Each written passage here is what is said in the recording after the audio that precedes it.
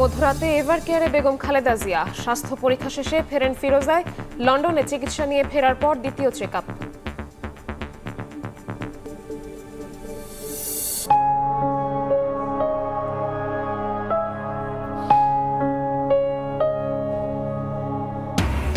Milestone ট্র্যাজেডিতে কেউ হারিয়েছে সন্তান, পরিবারের একাধিক সদস্য। স্বজনহারাদের আর্তনাদ কাঁদিয়েছে সবাইকে। বন্ধুর মৃত্যুতে বেদনায় কাতর সহপাঠী। উৎসুক জনতার ভিড়ে মাইলস্টোনে ব্যাহত হয় উদ্ধার কাজ। ব্যাঘাত ঘটে হাসপাতালে সেবাদানেও। ভাইরাল হওয়ার মানসিকতা পরিহারের আহ্বান সংশ্লিষ্টদের। সরকারের বিরুদ্ধে এনসিপির প্রতি পক্ষপাতমূলক আচরণের অভিযোগ বাম রাজনীতিকদের। সুষ্ঠু নির্বাচনের জন্য লেভেল প্লেইং ফিল্ড নিশ্চিতের আহ্বান নেতাদের। এবং মোবাইল সিম কেনার সীমা 15 থেকে 10-এ নামালো সরকার। 67 লাখ সিম বন্ধ হচ্ছে অক্টোবরে। নতুন সিদ্ধান্তে মিশ্র প্রতিক্রিয়া গ্রাহকের। সেবা কেন্দ্রের সহায়তা নেওয়ার আহ্বান।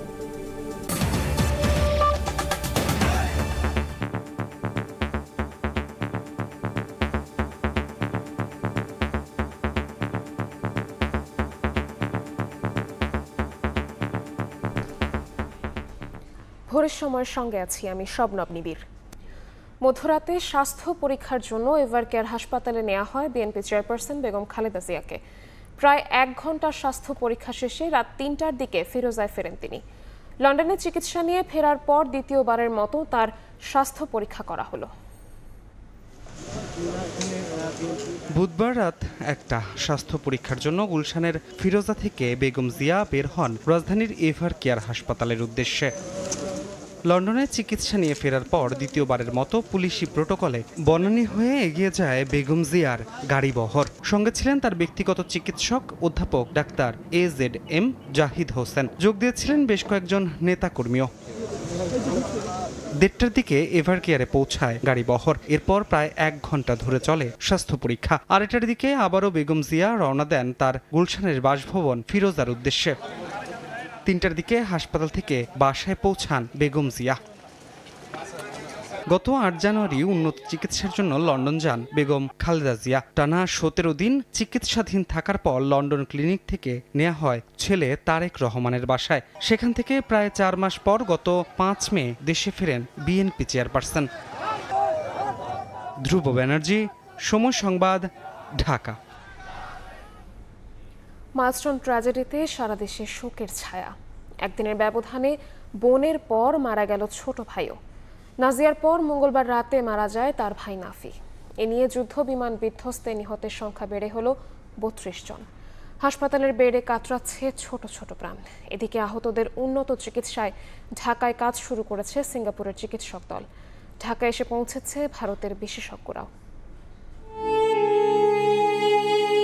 এক দুর্ঘটনায় আজীবনের জন্য স্মৃতি হয়ে গেল পারিবারিক এই ছবি। উত্তরা মাইলস্টোন স্কুলের 6ষ্ঠ শ্রেণীর শিক্ষার্থী নাজিয়া একই স্কুলের 2য় শ্রেণীতে পড়ত আদরের ছোট ভাই নাফি। 90% পড়া নিয়ে নাজিয়ার মৃত্যুর 24 ঘন্টার ব্যবধানে না ফেরা দেশে পাড়ি জমায় বাবা মায়ের এই শেষ সম্বল। মঙ্গলবার রাতে জাতীয় বার্ন ইনস্টিটিউটের আইসিইউতে চিকিৎসাধীন অবস্থায় মারা যায় নাফি। এ ঘটনায় চিকিৎসা সহায়তা করতে কাজ শুরু করেছে সিঙ্গাপুরের বিশেষজ্ঞ চিকিৎসক দল। দুর্ঘটনায় আহতদের চিকিৎসায় শিগগিরই বিশেষজ্ঞ দল পাঠাবে ভারত। মাইলস্টোনে যুদ্ধ বিমান বিধ্বস্তে এখন পর্যন্ত নিহতের সংখ্যা 32 জনে ঠেকেছে। রাজধানীর বিভিন্ন হাসপাতালে চিকিৎসা নিচ্ছেন 1.5 শতাধিক ভুক্তভোগী। দুপুরে জাতীয় বার্ন ইনস্টিটিউটের পরিচালক জানান, ভর্তি 44 জনের মধ্যে 21 জনের অবস্থায় সংকটাপন্ন। ক্রিটিক্যাল পেশেন্ট আছে এই মুহূর্তে 8 জন, আর সিভিয়ার ক্যাটাগরিতে আমাদের পেশেন্ট আছে 13 জন, আর বাকি পেশেন্টগুলো আছে আরো 23, সেটা হচ্ছে ইন্টারমিডিয়েট ক্যাটাগরিতে। অর্থাৎ মোট 44 জন রোগী এই মুহূর্তে আমাদের ন্যাশনাল বার্ন ইনস্টিটিউটে আছে। এই পেশেন্টগুলোর সম্পর্কে প্রেডিক্ট করা ভেরি ডিফিকাল্ট। তাদের ভালনারেবিলিটি অনেক বেশি। এই পেশেন্টগুলোকে ক্যাটাগরাইজ করি আমরা এই জন্য যে যাতে করে তাদের জন্য আমরা স্পেশাল ম্যানেজমেন্ট দিতে পারি। এদিকে ৬ মরদেহের পরিচয় শনাক্তে নিখোঁজ পরিবারের সদস্যদের মালিবাগ সিআইডি ভবনে গিয়ে ডিএনএ নমুনা দেওয়ার আহ্বান জানিয়েছে স্বাস্থ্য অধিদপ্তর। এ ঘটনায় হতাহত নিখোঁজের প্রকৃত সংখ্যা নির্ণয় ও ঠিকানা সহ তালিকা প্রস্তুতে ৭ সদস্যের কমিটি গঠন করেছে মাইলস্টোন স্কুল অ্যান্ড কলেজ কর্তৃপক্ষ। ৩ কর্মদিবসের মধ্যে প্রতিবেদন দেবে এই কমিটি। তোহা খান তামিম, সময় সংবাদ, ঢাকা। মাইলস্টোন ট্র্যাজেডিতে অনেকেই হারিয়েছেন সন্তান, কোনো পরিবার হারিয়েছেন একাধিক সদস্য, কেউ আবার ছোট্ট বন্ধুকে হারিয়ে স্তব্ধ। সন্তানের শোকে পাগল প্রায় মা বাবার আর্তনাদ কাঁদিয়েছে আশপাশের সবাইকে। কেউ আবার শোকে হয়েছেন স্তব্ধ, ভাষাহীন, নির্বাক।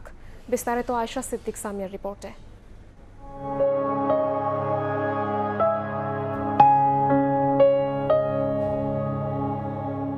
পৃথিবীর সবচেয়ে ভারী বাবার কাঁধে সন্তানের লাশ। মেয়েকে চিরবিদায় জানানোর একদিন পরই ছেলেকে শেষবারের মতো দেখা। শুভ্র কাফনে জড়িয়ে পরপারে যাচ্ছে মানিক জোর। বড় মেয়ে নাজিয়া চলে যাবা ঠিক একদিন পর আগুনে পোড়া তীব্র যন্ত্রণা থেকে চিরদিনের মতো ছুটি নিয়েছে আদরের ছোট সন্তান নাফি। অসীম বিষাদ আর বুক ভরা আর্তনাদে অন্যের কাঁধে ভর দিয়ে বাবা জানালেন শেষ বিদায়। হৃদয় ভাঙার ঘটনার দিন শেষবারের মতো নাফির সঙ্গে খাবার খেয়েছিল বন্ধু রেদওয়ান। পাশাপাশি বসে টিফিন সেরে দৌড়ে ক্লাসের দিকে ছুটেছিল দুই বন্ধু। জীবনের শেষ দৌড়ে জিতে যাওয়া বন্ধু নাফিকে চোখের সামনে থেকে হারিয়ে যাবার মুহূর্তটুকু কিছুতেই ভুলতে পারছে না রেদওয়ান। আমি বলতেছি যাইস না, দাঁড়া, আমি আসতেছি। ও আগে যায়, যখন ওখানে দাঁড়ায় পড়ছে তখন একটা বিকট শব্দ, দেখি একটা ফাইটার জেট ওইখানে যা পড়লো। আমি বলছি নাফি তুই কই? তারপর আমি ওইখানে গেলাম, ওইখানে কত মাংস ছিটা আছে, রক্ত। আমি বললাম যে নাফি মনে শেষ, আর নাই। কবরের ভেজা মাটি শুকাবে, আগুনের গন্ধ মিলিয়ে যাবে কদিন পর, থেকে যাবে হৃদয়ের রক্তক্ষরণ। বন্ধু হলেও ভাইয়ের চেয়ে কম ছিল না 3 বন্ধুর সঙ্গে তানিমের সম্পর্ক।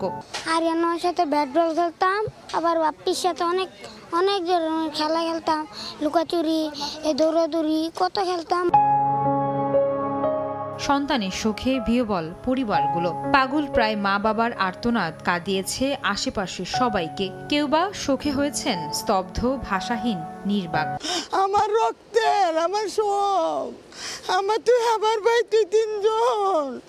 তোমরা কি ঠিক আছি? আমরা তো পাগল, আমাকে তো পাগল বানাই তুই এসে না, আমার লোক শিশু গেছে গা। আমাদের যে সন্তান গেছে গা, আমরা তো আর ফেরত পাবো না, কিন্তু এইটার আমরা সুস্থ তদন্ত চাই। উত্তরায় একই এলাকার ঠিক পাশের গলিতেই থাকতো 2 বান্ধবী সাইমা ও ফাতেমা। হাসি আনন্দের খেলায় মেতে যে পথে ছুটে বেড়াতো তারা, সে পথে আজ শুনশান নীরবতা। আমরা কল্পনাই করতে পারতেছি না, আমি বলতেছি না যে আমি ঘরেও থাকতে পারতেছি না, বাইরেও আসতে পারতেছি না। মেয়েটা সব সময় আমার এই জায়গায়। নিজ হাতে ধ্বংসস্তূপ থেকে দগ্ধ শিশুদের বের করে আনা ইব্রাহিমের আতঙ্কের ঘোর কাটেনি এখনো। লাশ বাইর করছে ওটা ভিতর থেকে, ওটা মানে আপনার পুরা চিকেন এলেন হয়ে গেছে, মানে সব বাইরে গেছে নারী মুড়ি। এমন বিভৎস দিন যেন আর কখনো না আসে, মানুষ যেন নিরাপদে থাকে, সে কথাই বলছিলেন প্রত্যক্ষদর্শী সহ অন্যরা। আয়েশা সিদ্দিক সামিয়া, সময় সংবাদ, ঢাকা। বিমান দুর্ঘটনায় শিক্ষার্থীদের জীবন রক্ষায় প্রাণ দেয়া মাইলস্টোন স্কুলের শিক্ষিকা মাহেরিন চৌধুরীর প্রতি শ্রদ্ধা জানিয়েছে বাংলাদেশ বিমান বাহিনী। বুধবার সন্ধ্যায় বাহিনীর প্রধান air chief marshal Hasan Mahmud খানের পক্ষ থেকে গ্রুপ ক্যাপ্টেন মমিনুল ইসলামের নেতৃত্বে প্রতিনিধি দল নীলফামারীর জলঢাকায় মাহরিনের বাবার বাড়িতে যায়। মাহরিনের পরিবার ও স্বজনদের সমবেদনা জানান তারা। শিক্ষিকার আত্মার মাগফিরাত কামনায় করা হয় দোয়া ও মোনাজাত। মাইলস্টোন ট্র্যাজেডির দিন ধোঁয়া আর আতঙ্কে চারপাশে যখন হাহাকার, তখনও শিক্ষার্থীদের নিরাপদ স্থানে সরিয়ে নিতে ব্যস্ত ছিলেন মাহরিন। গুরুতর অবস্থায় নেওয়া হয় জাতীয় বার্ন ইনস্টিটিউটে। ওই দিন রাতেই সেখানে মারা যান মাহেরিন চৌধুরী।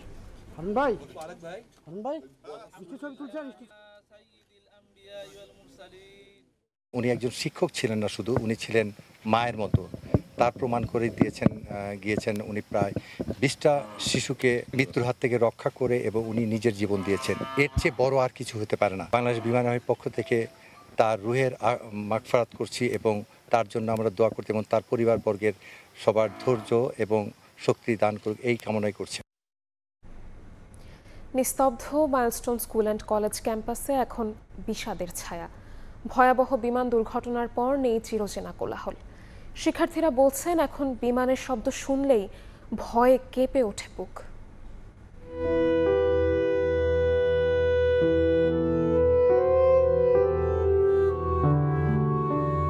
দুদিন আগেও যে ক্যাম্পাস ছিল কচিকাচাদের কোলাহলে মুখরিত, সেই প্রাঙ্গণে এখন কেবলই বিষাদের ছায়া। কত চেনা মুখ হারিয়ে গেছে কোনো এক অচেনা পথে।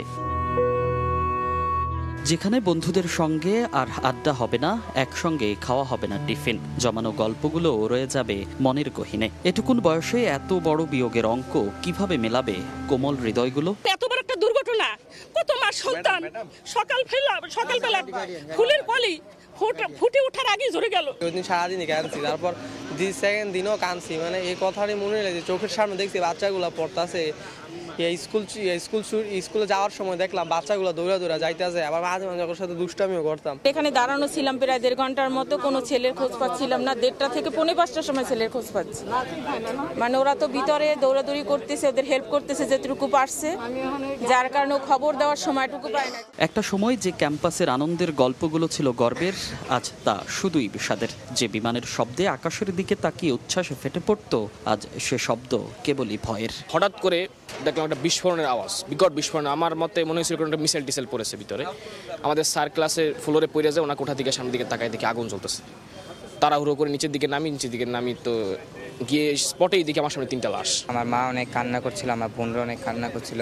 যদি ওই জায়গায় আজকে আমি হতাম বা আমার বোন হতো, সে যদি আজকে মারা যেত তাহলে কি হতো?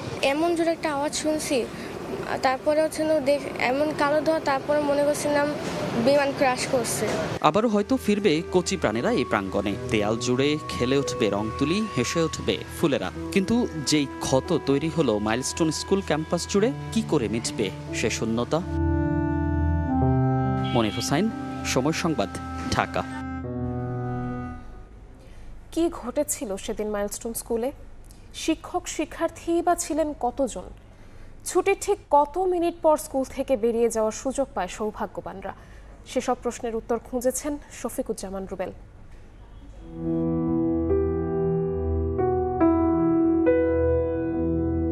শুধু উত্তরা নয়, গোটা বাংলাদেশের বাতাসে এখন হাহাকার আর আর্তনাদ। দেয়ালে এখনো লেগে আছে মানুষ পোড়া গন্ধ। পোড়া ফুলগুলোর ছবি কিভাবে তুলবেন বাবা মা?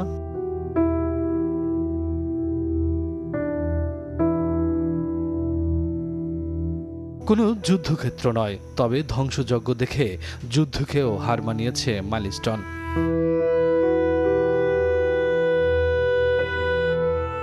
স্কুলের হায়দার আলী ভবন, দোতলা মিলিয়ে মোট কক্ষ 21টি, ক্লাসরুম 16টি, শিক্ষকদের রুম 4টি, আর নিচের দিকে ছিল একটি ক্যান্টিন। ভবনটিতে তৃতীয়, চতুর্থ ও পঞ্চম শ্রেণীতে বাংলা ভাষণ, ষষ্ঠ, সপ্তম ও অষ্টম শ্রেণীর ইংরেজি ভাষণে ক্লাস হতো। দুর্ঘটনার সময় ইংরেজি ভাষণের ক্লাসে শিক্ষার্থী ছিল, আর বাংলা মিডিয়ামের প্রত্যেক শাখায় 30 জন করে শিক্ষার্থী। সে সময় স্কুলে ছিলেন এই শিক্ষক। ভয়াবহ সেই অভিজ্ঞতার কথাই জানান সময় সংবাদকে। পুরো আকাশে আগুনের কুণ্ডুলিটা উঠে গেল, মানে আগুনের কুণ্ডুলি একদম সম্পূর্ণ আকাশ জুড়ে।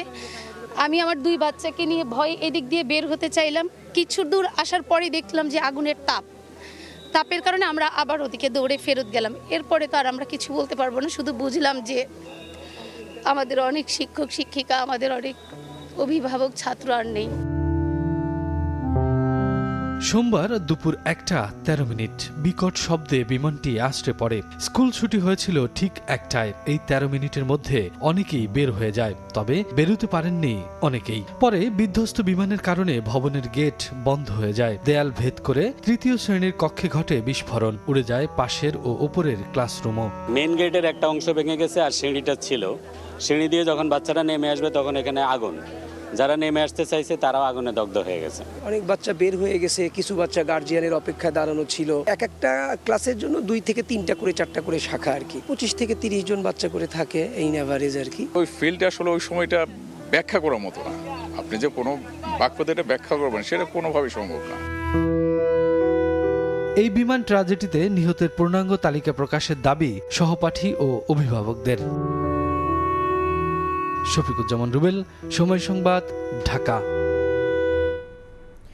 বড় কোনো দুর্ঘটনা ঘটলে উৎসুক জনতার ভিড় সংকটকালীন ব্যবস্থাপনাকে করে তোলে আরও কঠিন। উত্তরায় মাইলস্টোন স্কুলে যুদ্ধবিমান বিধ্বস্তের পরও এর ব্যতিক্রম হয়নি। কে আগে ছবি তুলবেন, কে আগে লাইভ করবেন, সেই প্রতিযোগিতায় নেমে পড়েন অনেকে। শুধু ঘটনাস্থল নয়, হাসপাতালে পর্যন্ত ছড়িয়ে যায় সেই ভিড়। এর উপর বাড়তি খরচ হয়ে আসে বিশিষ্টজনদের পরিদর্শন। কিছু ঘটলেই ভাইরাল হওয়ার প্রবণতাকে ভয়াবহ উল্লেখ করে এমন মানসিকতা পরিহারের আহ্বান পুলিশের। আর সংক্রমণ ঝুঁকির কারণে দগ্ধ ও আহতদের দেখতে হাসপাতালে ভিড় না করার পরামর্শ চিকিৎসকের। তানভীর হাসান মেঘের রিপোর্ট।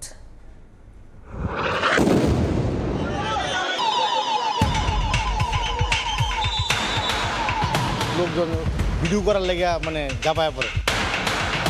ইভেন এটাও বলছি যে আপনাদের পায়ে ধরে রিকোয়েস্ট করতেছি অ্যাম্বুলেন্সের জন্য জায়গা করে দেন। আই এম সো সরি, হয়তো বা এই রোগীগুলোরে বাঁচানো যাবে না। সোমবার উত্তরায় মাইলস্টোন স্কুলে বিধ্বস্ত হয় একটি যুদ্ধ বিমান। বহু প্রাণহানির পাশাপাশি আহত হয় কোমলমতি শিক্ষার্থীরা। স্মরণকালের ভয়াবহ এই দুর্যোগে উদ্ধারকর্মীদের বড় বাধা হয়ে দাঁড়ায় উৎসুক জনতার ভিড়। ছবি তোলা, লাইভ ভিডিও আর সামনে থেকে দেখার আগ্রহই যেন মুখ্য হয়ে ওঠে কারো কারো কাছে। 4-5 জনের ধরে নিয়ে যেতেছে, পিছন থেকে আরো 4-5 জনের ভিডিও করতেছে। এটা পর্যন্ত জিজ্ঞাসা করতেছে না ভাইয়া ওর অবস্থা কি। আমরা পাবলিককে এটা পর্যন্ত বলছি আপনাদের পায়ে ধরে রিকোয়েস্ট করি আগে অ্যাম্বুলেন্সটা নিয়ে যেতে দেন। স্যার কল দিয়েছে, স্যার এখানে আমরা বের হইতে পারতেছি না। আই এম সো সরি, হয়তো বা এই রোগীগুলোরে বাঁচানো যাবে না। কেন বাঁচানো যাবে না ভাইয়া? স্যার আমি বের হইতে পারতেছি না। দৌড়াই গেলাম আমরা, স্যারেরা গেল। স্যারেরা যাওয়ার পর দেখলাম যে ওখানে মানুষ ছিল অনেক। অ্যাম্বুলেন্সের দরজা টোকায় বলতেছে ভাইয়া গেটটা একটু খোলেন, আমরা অমুক টিভি থেকে আসছি, আমরা একটা সাক্ষাৎকার নিতে চাই। যারা ভিতরে ছিল তারাই দিয়ে দৌড়াদৌড়ি করতে আছে, এনে মানুষ সবই ভিডিও করতেছিল, দেখতেছিল। শুধুমাত্র ঘটনাস্থলে উদ্ধার কাজে বেগ পোয়াতে হয়েছে এমনটা নয়, বেগ পেতে হয় হাসপাতালগুলোতেও। রোগীদের বেডের পাশে অনেক লোক ছিল, সেজন্য রোগীরা অক্সিজেন পাইতে কষ্ট হয়েছে। উৎসুক জনতার ভিড়ে অ্যাম্বুলেন্স ঢোকার ব্যবস্থাটাই অনেক কষ্টকর হয়ে গেছিল। রোগী ঢোকার সাথে সাথে লোকজন ভিডিও করার লেগে মানে জাপায় পড়ে, মানে ভিডিওটা তাদের ইম্পর্টেন্ট। উত্তরা মাইলস্টোন স্কুলের সামনে এখনও জটলা করে দাঁড়িয়ে আছেন উৎসুক জনতা। উদ্ধার কাজ অনেক আগেই শেষ হলেও ঘটনাস্থল ঘিরে ক্রমেই ভিড় বাড়ছে, থামার কোনো নামই নিচ্ছে না। ট্র্যাজেডিটা কেমন হয়েছে ঘটনাটা, আমি এটা দেখতে আসছি। আসলে এটা কেমন বেদনাদায়ক কষ্টের বিষয়, নিজ চোখে দেখার জন্য আসছিলাম। এদিকে আইনশৃঙ্খলা রক্ষা বাহিনী বলছে সামাজিক যোগাযোগ মাধ্যমে ভাইরাল হবার প্রবণতা এখন সবার অভ্যাসে পরিণত হয়েছে। ভিডিও না করে বরঞ্চ আপনারা সহযোগিতা করেন, যে রেস্কিউ টিম যারা রেস্কিউর কাজটা করে তাতে ক্যাজুয়ালিটিটা কম হবে, যারা আহত হয় তাদের দ্রুত যে হাসপাতালে নেওয়া সম্ভব হবে। আর হাসপাতাল কর্তৃপক্ষ বলছে মানুষের বেপরোয়া ভিড় শুধু চিকিৎসকদের কাজেই বাধা নয়, পোড়া রোগীদের জন্য বাড়িয়ে দেয় সংক্রমণের ঝুঁকি। বার্ন পেশেন্টে সাধারণত দেখা যায় যে অনেক ফ্লুইড লস হয়, ভলিউম লস হয়, হাইপোভলিউমিক শক হয় অ্যান্ড দেন ইনফেকশন হয়। তো এই মানুষজন যে এত ভিড় করে, এটা একটা সরাসরি তারা ইনফেকশনকে ইনভাইট করছে। তবে সঠিক তথ্য সরবরাহ নিশ্চিতে গণমাধ্যম কর্মীদের বাধাহীনভাবে কাজ করার সুযোগ দেওয়ার পরামর্শ সংশ্লিষ্টদের। তানভীর হাসান মেঘ, সময় সংবাদ, ঢাকা। মাইলস্টোনের ঘটনায় মন্ত্রণালয়ের কোনো গাফিলতি ছিল না বলে দাবি করেছেন শিক্ষা উপদেষ্টা ডক্টর সিআর আবরার। নিজ থেকে পদত্যাগ করবেন না জানিয়ে দুপুরে সচিবালয়ে তিনি বলেন, সরকার সিদ্ধান্ত নিলে পদ আঁকড়ে থাকার ইচ্ছা নেই। সেক্রেটারি রিজাইন করেছেন, যারা রিজাইন করেছেন মানে কি ওনাকে অব্যাহতি যেটা দেওয়া হয়েছে সেটা উচ্চতর একটা কমিটির সিদ্ধান্ত। আমার চাওয়া হয়েছে, আমি নিজের থেকে করার কোনো অভিপ্রায় নেই, কারণ আমি এখানে আমার কাজের কোনো এখানে ব্যত্যয় হয়েছে বলে আমি মনে করি না। আমার তো নিয়োগকর্তাও রয়েছেন, তারাও যদি এখানে মনে করেন যে এখানে ব্যত্যয় ঘটেছিল তো আমাকে যেতে বললে আমি অবশ্যই চলে যাব। আমার কোনো এখানে আঁকড়ে ধরার, নিজেকে জাস্টিফাই করার কোনো কিছু নয়। এদিকে পরীক্ষা পেছানোর ক্ষেত্রে কোনো অব্যবস্থাপনা হয়নি দাবি করে উপদেষ্টা বলেন, প্রয়োজনীয় প্রক্রিয়া অনুসরণ করার ফলে পরীক্ষা স্থগিতের সিদ্ধান্ত নিতে দেরি হয়েছে। একটা সিদ্ধান্ত যেটা হুট করে নেওয়া যায় না এবং হুট করে নেওয়ার এখতিয়ারও কারণ নেই এককভাবে। ডিউ প্রসেস ফলো করে পরীক্ষা সেটা পেছানো হয়েছে। 5 দিন নিখোঁজ থাকার পর গত বছরের 24 জুলাই চোখ বাঁধা অবস্থায় সন্ধান মেলে বৈষম্য বিরোধী ছাত্র আন্দোলনের 2 সমন্বয়কের। টানা 3 দিন নির্বাহী আদেশে দেওয়া ছুটির পর খোলা হয় অফিস, বাড়ানো হয় কারফিউ শিথিলের সময়ও। এদিন আন্দোলন দমনে জাতিসংঘের লোগো সংবলিত যান ব্যবহার নিয়ে শুরু হয় তুমুল সমালোচনা। আর ইন্টারনেট বন্ধের বিষয়ে জুনাইদ আহমেদ পলক বলেন, ইন্টারনেট নিজে নিজে বন্ধ হয়ে গেছে। কেমন ছিল রক্তাক্ত জুলাইয়ের 24 তারিখ? বিস্তারিত থাকছে মাইমুনা হায়দার চৌধুরীর প্রতিবেদনে।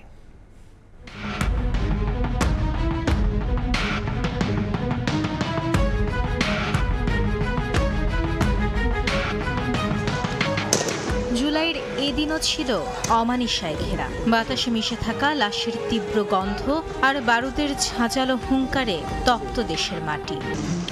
রক্তাক্ত জুলাইয়ের 24 তারিখ আইন শৃঙ্খলা বাহিনীর গুলিতে ঝরে যায় রিয়া গোপ সহ আরও অনেক প্রাণ।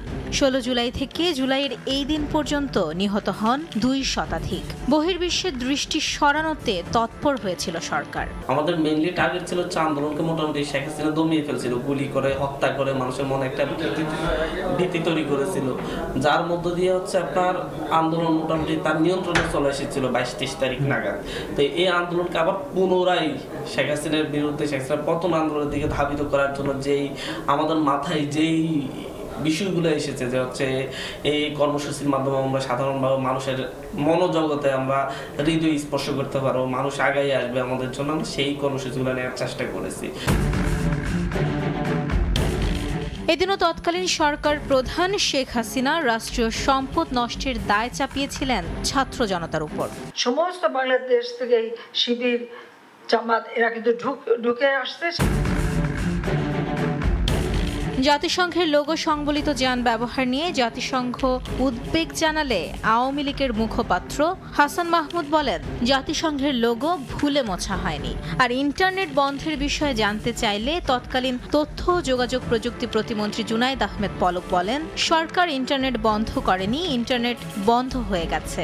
স্থায়ীভাবে আমরা ইন্টারনেটটাকে সচল রাখতে পারি, তার জন্য সার্বিক চেষ্টা আমরা চালাচ্ছি। এগুলো জাতিসংঘ শান্তি মিশনে ভাড়া দেওয়া হয়েছিল, লোগোটা মোছা হয়নি।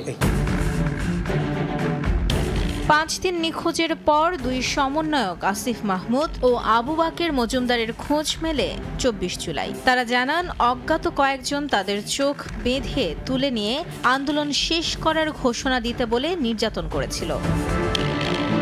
মাইমুনা হায়দার চৌধুরী, সময় সংবাদ, ঢাকা। ভোরের সময় আরো থাকছে। একটা টিপের জায়গায় 5 দিন ছিল আমাদের। ট্রাকে খাদে পড়ছে, বাস খাদে পড়ছে। খানাখন্দ উঠে গেছে পিচ, গাড়ি উল্টে প্রায় ঘটে দুর্ঘটনা। বৃষ্টিতে বেহাল দশা খুলনা অঞ্চলের মহাসড়কের, ভোগান্তি চরমে। কংক্রিটের সড়ক নির্মাণের পরিকল্পনা। অন্তর্বর্তী সরকারের বিরুদ্ধে এনসিপির প্রতি পক্ষপাতমূলক আচরণের অভিযোগ তুলেছেন বিপ্লবী ওয়ার্কার্স পার্টি, গণ অধিকার পরিষদ, এলডিপি সহ বিভিন্ন বাম দলের নেতারা। সুষ্ঠু নির্বাচনের জন্য লেভেল প্লেইং ফিল্ড নিশ্চিতের আহ্বান জানান তারা।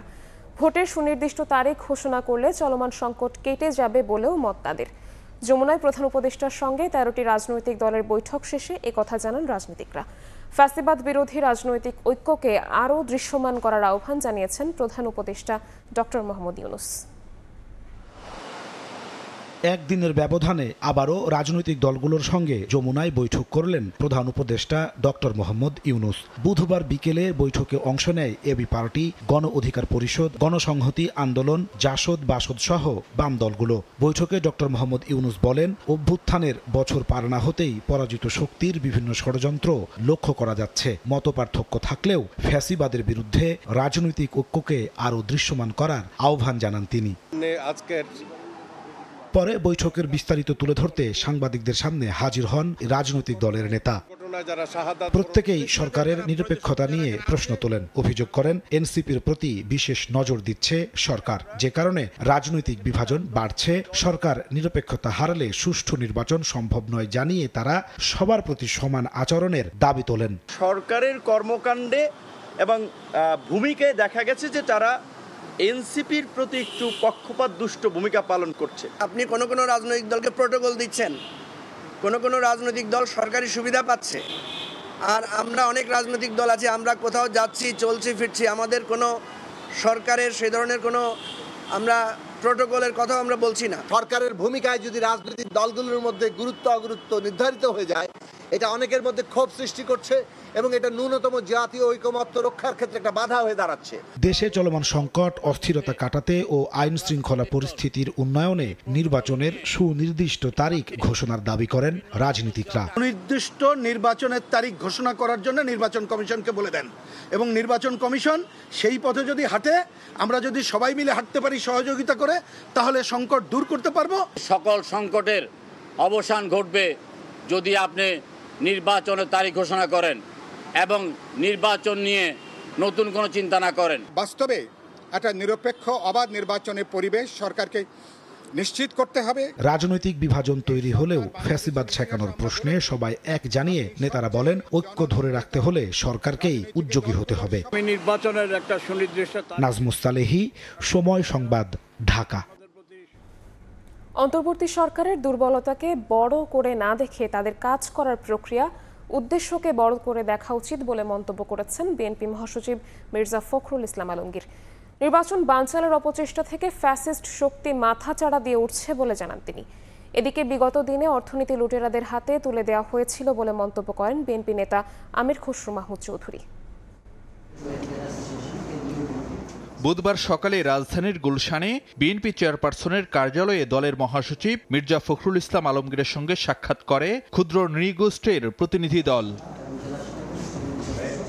সাক্ষাৎ শেষে বিএনপি মহাসচিব সাংবাদিকদের বলেন, অন্তর্বর্তী সরকারের দুর্বলতাকে নয় বরং তাদের সদিচ্ছাকে বড় করে দেখা উচিত। ফেব্রুয়ারিতে ভোটের বিষয়ে আশাবাদী মির্জা ফখরুল মনে করেন, নির্বাচন নিয়ে সঠিক পথে এগোচ্ছে অন্তর্বর্তী সরকার। অন্তর্বর্তীকালীন সরকারের দুর্বলতাটাকে বড় করে না দেখে তাদের যে আপনার সদিচ্ছা, তাদের প্রক্রিয়া, সেটাকে বড় করে দেখা উচিত। আমরা তো প্রতিশ্রুতিবদ্ধ যে আমরা এই সরকারকে আপনার সব রকম সহযোগিতা প্রদান করব গণতন্ত্রের উত্তরণের জন্যে।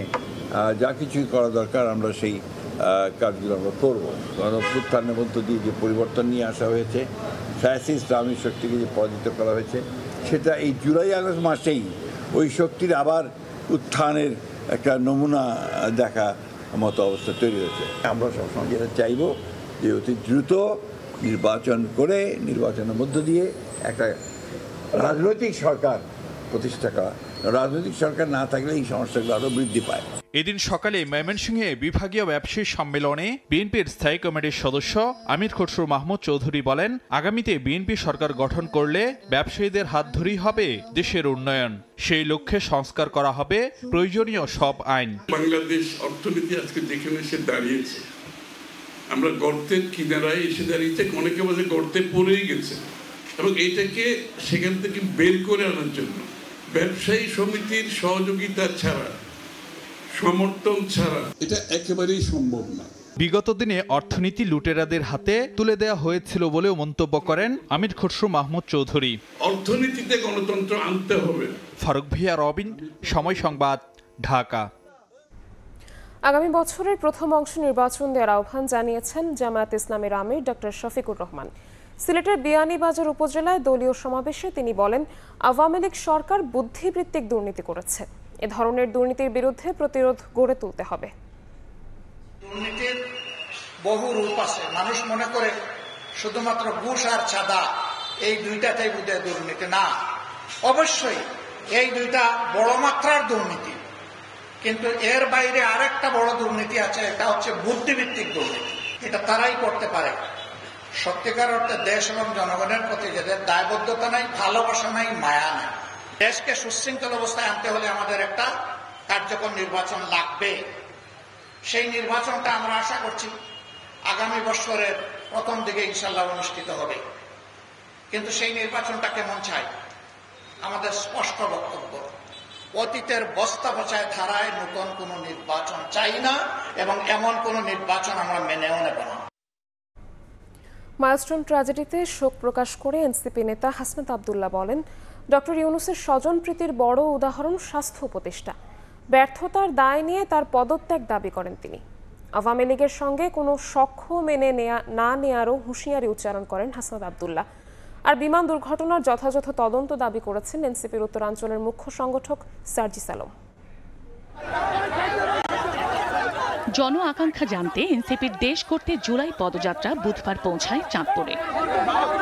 মাইলস্টোন স্কুল অ্যান্ড কলেজে বিমান বিধ্বস্তের ঘটনায় শহরের সার্কিট হাউস থেকে কালো পতাকা নিয়ে জাতীয় নাগরিক পার্টির শোক মিছিলে যোগ দেন দলের কেন্দ্রীয় ও স্থানীয় নেতাকর্মীরা। পরে মিছিলটি শহরের বাসস্ট্যান্ড এলাকায় সমাবেশস্থলে গিয়ে শেষ হয়। এ সময় মাইলস্টোন ট্র্যাজেডিতে হতাহতের ঘটনায় ব্যর্থতার দায় নিয়ে স্বাস্থ্য উপদেষ্টার পদত্যাগ দাবি করে দক্ষিণাঞ্চলের মুখ্য সংগঠক হাসনাত আব্দুল্লাহ বলেন, ডক্টর ইউনূসের স্বজনপ্রীতির বড় উদাহরণ স্বাস্থ্য উপদেষ্টা। এর দায়ভার এই বাহিনীকে অবশ্যই দিতে হবে। ডক্টর মোহাম্মদ ইউনূসের স্বজনপ্রীতির সবচেয়ে বড় এক্সাম্পল হচ্ছে স্বাস্থ্য উপদেষ্টা। এই স্বাস্থ্য উপদেষ্টার অনীতিবিলম্বে এই জনগণের যে টাকা পয়সা নিয়ে বেতন দিছে সেগুলো রাষ্ট্রভার কোষাগারে জমা দিয়ে এই ঘটনার সুষ্ঠু তদন্ত দাবি করে মুখ্য সংগঠক সার্জিস আলম বলেন, লোক দেখানোর জন্য গতানুগতিক তদন্ত চায় না এনসিপি। এই সরকারকে, এই দেশের বিচার বিভাগকে এই ঘটনার তদন্ত সাপেক্ষে সুষ্ঠু বিচার নিশ্চিত করতে হবে এবং সেই দায়িত্ব এই সরকারকে নিতে হবে। বিকেলে চাঁদপুর থেকে কুমিল্লায় পৌঁছায় এনসিপির পদযাত্রা। শহরের টপঝং ব্রিজ থেকে জুলাই পদযাত্রা করে টাউন হল মাঠের সমাবেশে যোগ দেন নেতাকর্মীরা। এ সময় হাসনাত আব্দুল্লাহ বলেন, আওয়ামী লীগের সঙ্গে কারো সখ্যতা মেনে নেবে না এনসিপি। আমরা দেখেছি গতকাল যখন ঢাকায় আগুনে পুড়ছে তখন সেখানে আওয়ামী লীগ আসছে আলু পোড়া দিয়ে খেতে। আপনি বিএনপি করেন, আমার সমস্যা নাই, জামাত করেন, সমস্যা নাই, কিন্তু আওয়ামী লীগের সাথে সখ্যতাকে আমরা মেনে নিব না।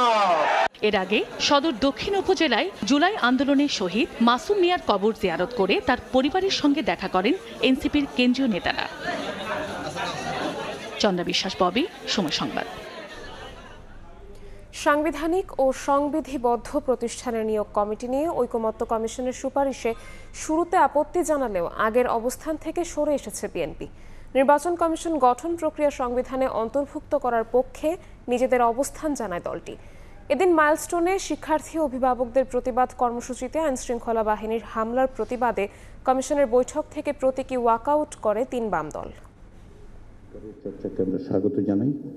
সাংবিধানিক এবং সংবিধিবদ্ধ প্রতিষ্ঠান নির্বাচন কমিশন, সরকারি কর্ম কমিশন, মহাহিসাব নিরীক্ষক ও নিয়ন্ত্রক, দুর্নীতি দমন কমিশন কিংবা ন্যায়পাল নিয়োগের বিধান কেমন হবে তা নিয়ে জাতীয় ঐকমত্য কমিশনের প্রস্তাবের ওপর সংলাপে বসে রাজনৈতিক দলগুলো।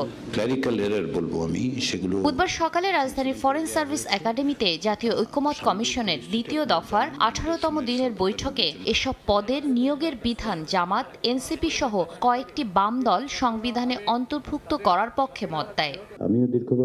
চারটি কমিশনের বিষয়ে কোনো ছাড় দিতে রাজি না হলেও নির্বাচন কমিশনের নিয়োগ প্রক্রিয়া সংবিধানে অন্তর্ভুক্তের পক্ষে মত দেয় বিএনপি। এক্ষেত্রে 7 জনের জায়গায় 5 জনের সিলেকশন কমিটি গঠনের সুপারিশ করে দলটি, যা অন্যরাও সমর্থন করেন। পরে ব্রিফ করেন কমিশনের সহসভাপতি আলী রিয়াজ। 118 অনুচ্ছেদে এক উপ অনুচ্ছেদ সংশোধন করার জন্য আমরা বলছি, একমত হয়েছি। নির্বাচন কমিশনের বিষয়ে ঐক্যমতে পৌঁছাতে পারায় উচ্ছ্বসিত ছিলেন রাজনৈতিক দলের নেতারা। নিয়োগের কর্তৃত্ব আর সরকারের হাতে এককভাবে থাকবে না, এটা একটা সাংবিধানিক কমিশন কিংবা একটা কমিটি এই নিয়োগ দিবে। আজকে আমরা নির্বাচন কমিশন গঠনের ব্যাপারে, সংবিধানের অন্তর্ভুক্তির ব্যাপারে ঐক্যবদ্ধ হচ্ছে। বিএনপির স্থায়ী কমিটির সদস্য সালাউদ্দিন আহমদ বলেন, নির্বাচন কমিশন গঠন প্রক্রিয়া সংবিধানে অন্তর্ভুক্ত করা হলে নির্বাহী বিভাগের পক্ষপাতিত্ব থাকবে না। এদিকে এনসিপির সদস্য সচিব আখতার হোসেন বলেন, শুধু নির্বাচন কমিশন নয়, অন্য সাংবিধানিক এবং সংবিধিবদ্ধ প্রতিষ্ঠানের নিয়োগ প্রক্রিয়াও সংবিধানে অন্তর্ভুক্ত করা প্রয়োজন। কনসেপচুয়াল জায়গা থেকে যাতে সাংবিধানিক এবং সংবিধিবদ্ধ প্রতিষ্ঠানগুলোতে এক দলের কর্তৃত্ব না থাকে, এই প্রতিষ্ঠানগুলো যেন স্বচ্ছভাবে তাদের কার্যক্রম পরিচালনা করতে পারে, সেই বিবেচনায় আমরা আলাদা নিয়োগ কমিটির কথা বলেছি। তো আগের প্রস্তাব ছিল আইনে আনি, তো এখন বলছেন না সেটা সংবিধানে আনুক, তা আমরা একমত হয়েছি। তো সংবিধানে আনলে তখন আমরা বলেছি আপার বডি হবে সিলেকশন কমিটি। এর আগে বুধবার সকালে মাইলস্টোন ইস্যুতে সরকারের আচরণের প্রতিবাদে সিপিবি, বাসদ এবং বাংলাদেশ জাসদের প্রতীকী ওয়ার্কআউটের মধ্য দিয়ে শুরু হয় জাতীয় ঐকমত্য কমিশনের সভা। তাদের অভিযোগ, মাইলস্টোন স্কুলের দুর্ঘটনায় সরকার যথাযথ পদক্ষেপ নিতে পারেনি। পরে অবশ্য সভায় যোগ দেন রাজনৈতিক দলের নেতারা। শাতিলা শারমিন, সময় সংবাদ, ঢাকা। ঝিনাইদহে ট্রাক চাপায় মোটরসাইকেল আরোহী স্কুল শিক্ষিকা নিহত হয়েছেন। পুলিশ জানায় বুধবার বিকেলে শৈলকুপা উপজেলার ভাটোই বাজার থেকে স্বামীর সঙ্গে মোটরসাইকেলে হরিণাকুণ্ডু যাচ্ছিলেন স্কুল শিক্ষিকা নাসরিন। পথে ঝিনাইদহ কুষ্টিয়া মহাসড়কের ভাটোই বাজার এলাকায় পেছন থেকে আসা একটি ট্রাক মোটরসাইকেলকে ধাক্কা দেয়। এতে রাস্তায় ছিটকে পড়লে ট্রাকটি নাসরিনকে চাপা দিলে ঘটনাস্থলেই তার মৃত্যু হয়। খবর পেয়ে হাইওয়ে পুলিশ তার লাশ উদ্ধার করে ময়নাতদন্তের জন্য সদর হাসপাতালের মর্গে পাঠায়।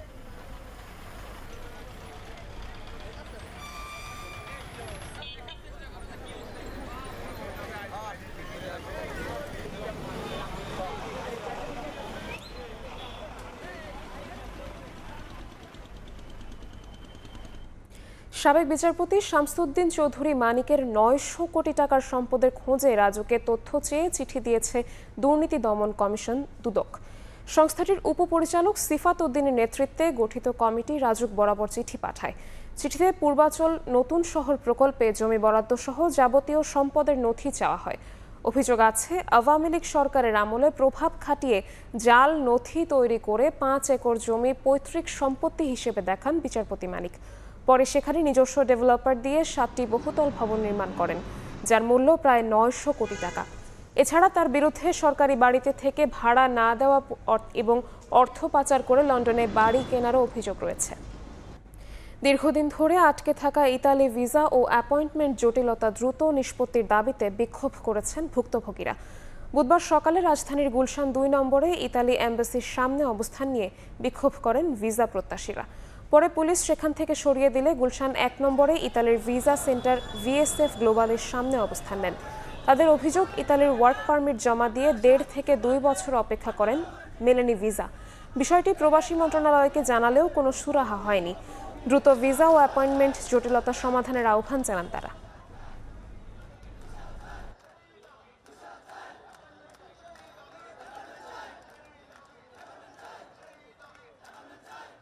আজকে প্রায় 1.5 বছরের মতন এখন পর্যন্ত আমাকে কোনো অ্যাপার্টমেন্ট দিতেছে না। যদি কাগজটা অরিজিনাল থাকে আমাদের ভিসা দিক, আর যদি অরিজিনাল না থাকে ভাই আমাদের রিজেক্ট করে দিক, আমরা ভিসা চাই না। আমি কুয়েত থেকে চাকরি ছাইরা এসে আমি BFS এ জমা দিয়েছি আগস্টের 14 তারিখে 23 সালে।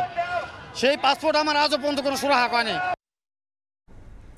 সচিবালয়ে ঢুকে গাড়ি ভাঙচুর ও হত্যা চেষ্টার অভিযোগে 1200 জনের বিরুদ্ধে মামলা হয়েছে। একই সঙ্গে আগামী 28 আগস্ট তদন্ত প্রতিবেদন দাখিলের নির্দেশ দিয়েছেন আদালত। বুধবার ঢাকার মেট্রোপলিটন ম্যাজিস্ট্রেট মোহাম্মদ সাইফুজ্জামানের আদালত মামলাটির এজাহার গ্রহণ করেন। মঙ্গলবার রাতে ডিএমপির বাংলাদেশ সচিবালয় নিরাপত্তা বিভাগের উপপরিদর্শক গোলাম মুক্তি মাহমুদ বাদী হয়ে মামলাটি দায়ের করেন। মৌখিক পরীক্ষার মাধ্যমে বিচারপতি নিয়োগ বন্ধের দাবি জানিয়েছেন বিএনপিপন্থী আইনজীবীরা। সুপ্রিম কোর্ট আইনজীবী সমিতির সামনে বিক্ষোভ সমাবেশ করে জাতীয়তাবাদী আইনজীবী ফোরাম। এ সময় দলটির আইনজীবী নেতারা নিয়োগ কাউন্সিলের একজনকে সদস্যের ভূমিকা নিয়েও প্রশ্ন তোলেন। আগে প্রধান বিচারপতির সঙ্গে পরামর্শ করে বিচারপতি নিয়োগ দিতেন রাষ্ট্রপতি। বর্তমান সংবিধানের এই বিধান অনুসারে 5 আগস্টের পট পরিবর্তনের পর একযোগে 23 জনকে বিচারপতি হিসেবে নিয়োগ দেওয়া হয়। এবছরের শুরুর দিকে সুপ্রিম কোর্টে স্বতন্ত্র কাউন্সিলের মাধ্যমে বিচারপতি নিয়োগের অধ্যাদেশ জারি করে অন্তর্বর্তী সরকার। এরপর বিচারপতি নিয়োগে গণবিজ্ঞপ্তি জারি করে অ্যাপয়েন্টমেন্ট কাউন্সিল। 300 জন বিচারপতি হতে চেয়ে আবেদন করে।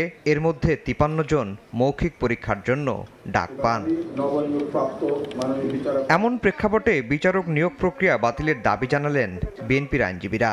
সমিতির সামনে এক বিক্ষোভ সমাবেশে তারা অভিযোগ করেন, ফ্যাসিস্টের সহযোগীদের বিচারপতি করার তোড়জোড় চলছে। এছাড়া নিয়োগ কাউন্সিলের একজন সদস্যের ভূমিকা নিয়েও প্রশ্ন তোলা হয়। প্যানেলের একজন মেম্বার তার স্ত্রী যিনি আওয়ামী লীগের সময় ডিআইজি ছিলেন, তিনি বিচারক হওয়ার জন্য ইন্টারভিউ দিচ্ছেন। আইনজীবী নেতারা বলছেন, অধ্যাদেশের মাধ্যমে সংবিধান লঙ্ঘন ও প্রধান বিচারপতির ক্ষমতা খর্ব করা হয়েছে। অবিলম্বে নিয়োগ থেকে সরে আসার দাবিও জানান তারা। যারা সংবিধানকে উল্টে ফেলতে চায়, যারা সংবিধান মানে না, তাদের সাথে আপনি কোনো অবস্থাতে একাত্মতা প্রকাশ করতে পারেন না। শেখ হাসিনা এবং তার সরকার 9-6 করেছিল, আপনি এখন 18 আর 12 শুরু করেছেন। এইটা আমরা কোনোদিনও মেনে নেব না। অধ্যাদেশের মাধ্যমে বিচারক নিয়োগের প্রতিবাদে বৃহস্পতিবার লিফলেট বিতরণ কর্মসূচির ঘোষণা দিয়েছে বিএনপির আইনজীবীরা। আফজাল হোসেন, সময় সংবাদ, ঢাকা। ভোরের সময় আরও থাকছে। শেষ মুহূর্তে ইউটার্ন ভারত শ্রীলঙ্কার। বৃহস্পতিবার এসিসির বার্ষিক সাধারণ সভায় ভার্চুয়ালি যোগ দিতে সম্মতি। ক্রিকেট কূটনীতিতে মুন্সিয়ানা দেখালেন বিসিবির সভাপতি। সিম কেনার সংখ্যা 15 থেকে 10টিতে নামালো সরকার। এতে একজন গ্রাহকের নামে 10-এর বেশি নিবন্ধিত সিম থাকলে তা বন্ধ করা হবে। বিটিআরসির নির্দেশে এরই মধ্যে 15টি সিম আছে এমন গ্রাহককে খুদে বার্তা পাঠাচ্ছে মোবাইল অপারেটররা। যেখানে গ্রাহক সেবা কেন্দ্রে গিয়ে প্রয়োজনীয় 10টি সিম রেখে বাকিগুলো বন্ধ করার অনুরোধ জানানো হচ্ছে। নতুন সিদ্ধান্তে অক্টোবরের মধ্যে বন্ধ হবে 67 লাখ মোবাইল সিম। শুভ খানের রিপোর্ট। এতদিন জাতীয় পরিচয়পত্র, ড্রাইভিং লাইসেন্স, জন্ম নিবন্ধন সনদ ও পাসপোর্ট দিয়ে সর্বোচ্চ 15টি মোবাইল সিম কেনার সুযোগ পেতেন একজন গ্রাহক। তবে সেই সুযোগ এবার কাটছাঁট করল সরকার। বর্তমানে প্রতি মাসে গড়ে প্রায় 50 লাখ সিম বিক্রি করে 4 মোবাইল অপারেটর, যা পর্যালোচনা করে বিটিআরসি বলছে একদিনে একই গ্রাহক 2-এর অধিক সিম নিবন্ধন করেছেন, যা অস্বাভাবিক। আবার 15টি সিম আছে এমন গ্রাহক একসঙ্গে 5 থেকে 6টির বেশি সচল রাখেন না। সব মিলিয়ে একজন গ্রাহকের বিপরীতে সিম সংখ্যা 15 থেকে 10টিতে নামানোর নির্দেশ দিয়েছে বিটিআরসি। এটা দ্রুতই বাস্তবায়ন হয়ে যাবে। বর্তমানে প্রায় 6 কোটি 76 লাখ ব্যবহারকারীর হাতে সিম আছে 18 কোটি 62 লাখের মতো। নতুন সিদ্ধান্তে মিশ্র প্রতিক্রিয়া গ্রাহকদের মধ্যে। সিমের কারণে অপরাধ বেড়ে যাচ্ছে। প্রতারণা করবে সে 10টা হোক 15টা হোক, সব দিক দিয়ে করতে পারবে। একটা ফ্যামিলিতে 10টা সিম যথেষ্ট, 10টা নাম্বার ব্যবহার করবে। সরকারি সিদ্ধান্ত বাস্তবায়নে 26 লাখ গ্রাহকের 67 লাখ সিম বন্ধ হবে। *16001# ডায়াল করে নিবন্ধিত সিম সংখ্যা জানা যাবে। থাকছে গ্রাহক সেবা কেন্দ্রের সহযোগিতাও। 30 অক্টোবর পর্যন্ত পছন্দমতো সিম বন্ধ করার সুযোগ পাবেন গ্রাহকরা। কোনো সিম আপনি ডিসকন্টিনিউ করতে চান, আপনি সেই অপারেটরের আপনি যদি সেবা সেন্টারে যান, আপনি কিন্তু তখন সেটা ডিসকানেক্ট করতে পারবেন। আইওটির সাথে যে সিমগুলো যাবে সেগুলো ডেফিনেটলি এই ক্যাপের মধ্যে আসাটা ঠিক হবে না। এই সুযোগ না নিলে 30 অক্টোবরের পর গ্রাহকের 10-এর বেশি সিম স্বয়ংক্রিয়ভাবে বন্ধ করে দেবে মোবাইল অপারেটররাই। শুভ খান, সময় সংবাদ, ঢাকা। যুক্তরাষ্ট্র থেকে 25 লাখ মেট্রিক টন গম কেনার সিদ্ধান্ত নিয়েছে সরকার। এসব উদ্যোগের ফলে ট্রাম্প প্রশাসনের আরোপিত শুল্ক কমবে বলে আশা অর্থ উপদেষ্টার। বুধবার বিকালে সরকারি ক্রয় সংক্রান্ত উপদেষ্টা পরিষদ কমিটির সভা শেষে অর্থ উপদেষ্টা বলেন, এতে সরকারের আমদানিতে বৈচিত্র্য আসবে। এদিকে ট্রাম্পের শুল্ক আরোপের বিষয়ে ইউএসটিআর-এর সঙ্গে আবারও আলোচনা করতে চলতি মাসেই বাণিজ্য উপদেষ্টা যুক্তরাষ্ট্র যাবেন জানিয়েছেন সালাউদ্দিন আহমেদ। আশা করা যায় শুল্ক হার কমাবে ট্রাম্প প্রশাসন। উপদেষ্টা পরিষদ কমিটির সভায় গম ছাড়াও সার, এলএনজি আমদানি সংক্রান্ত বেশ কয়েকটি প্রস্তাব অনুমোদন দেওয়া হয়েছে।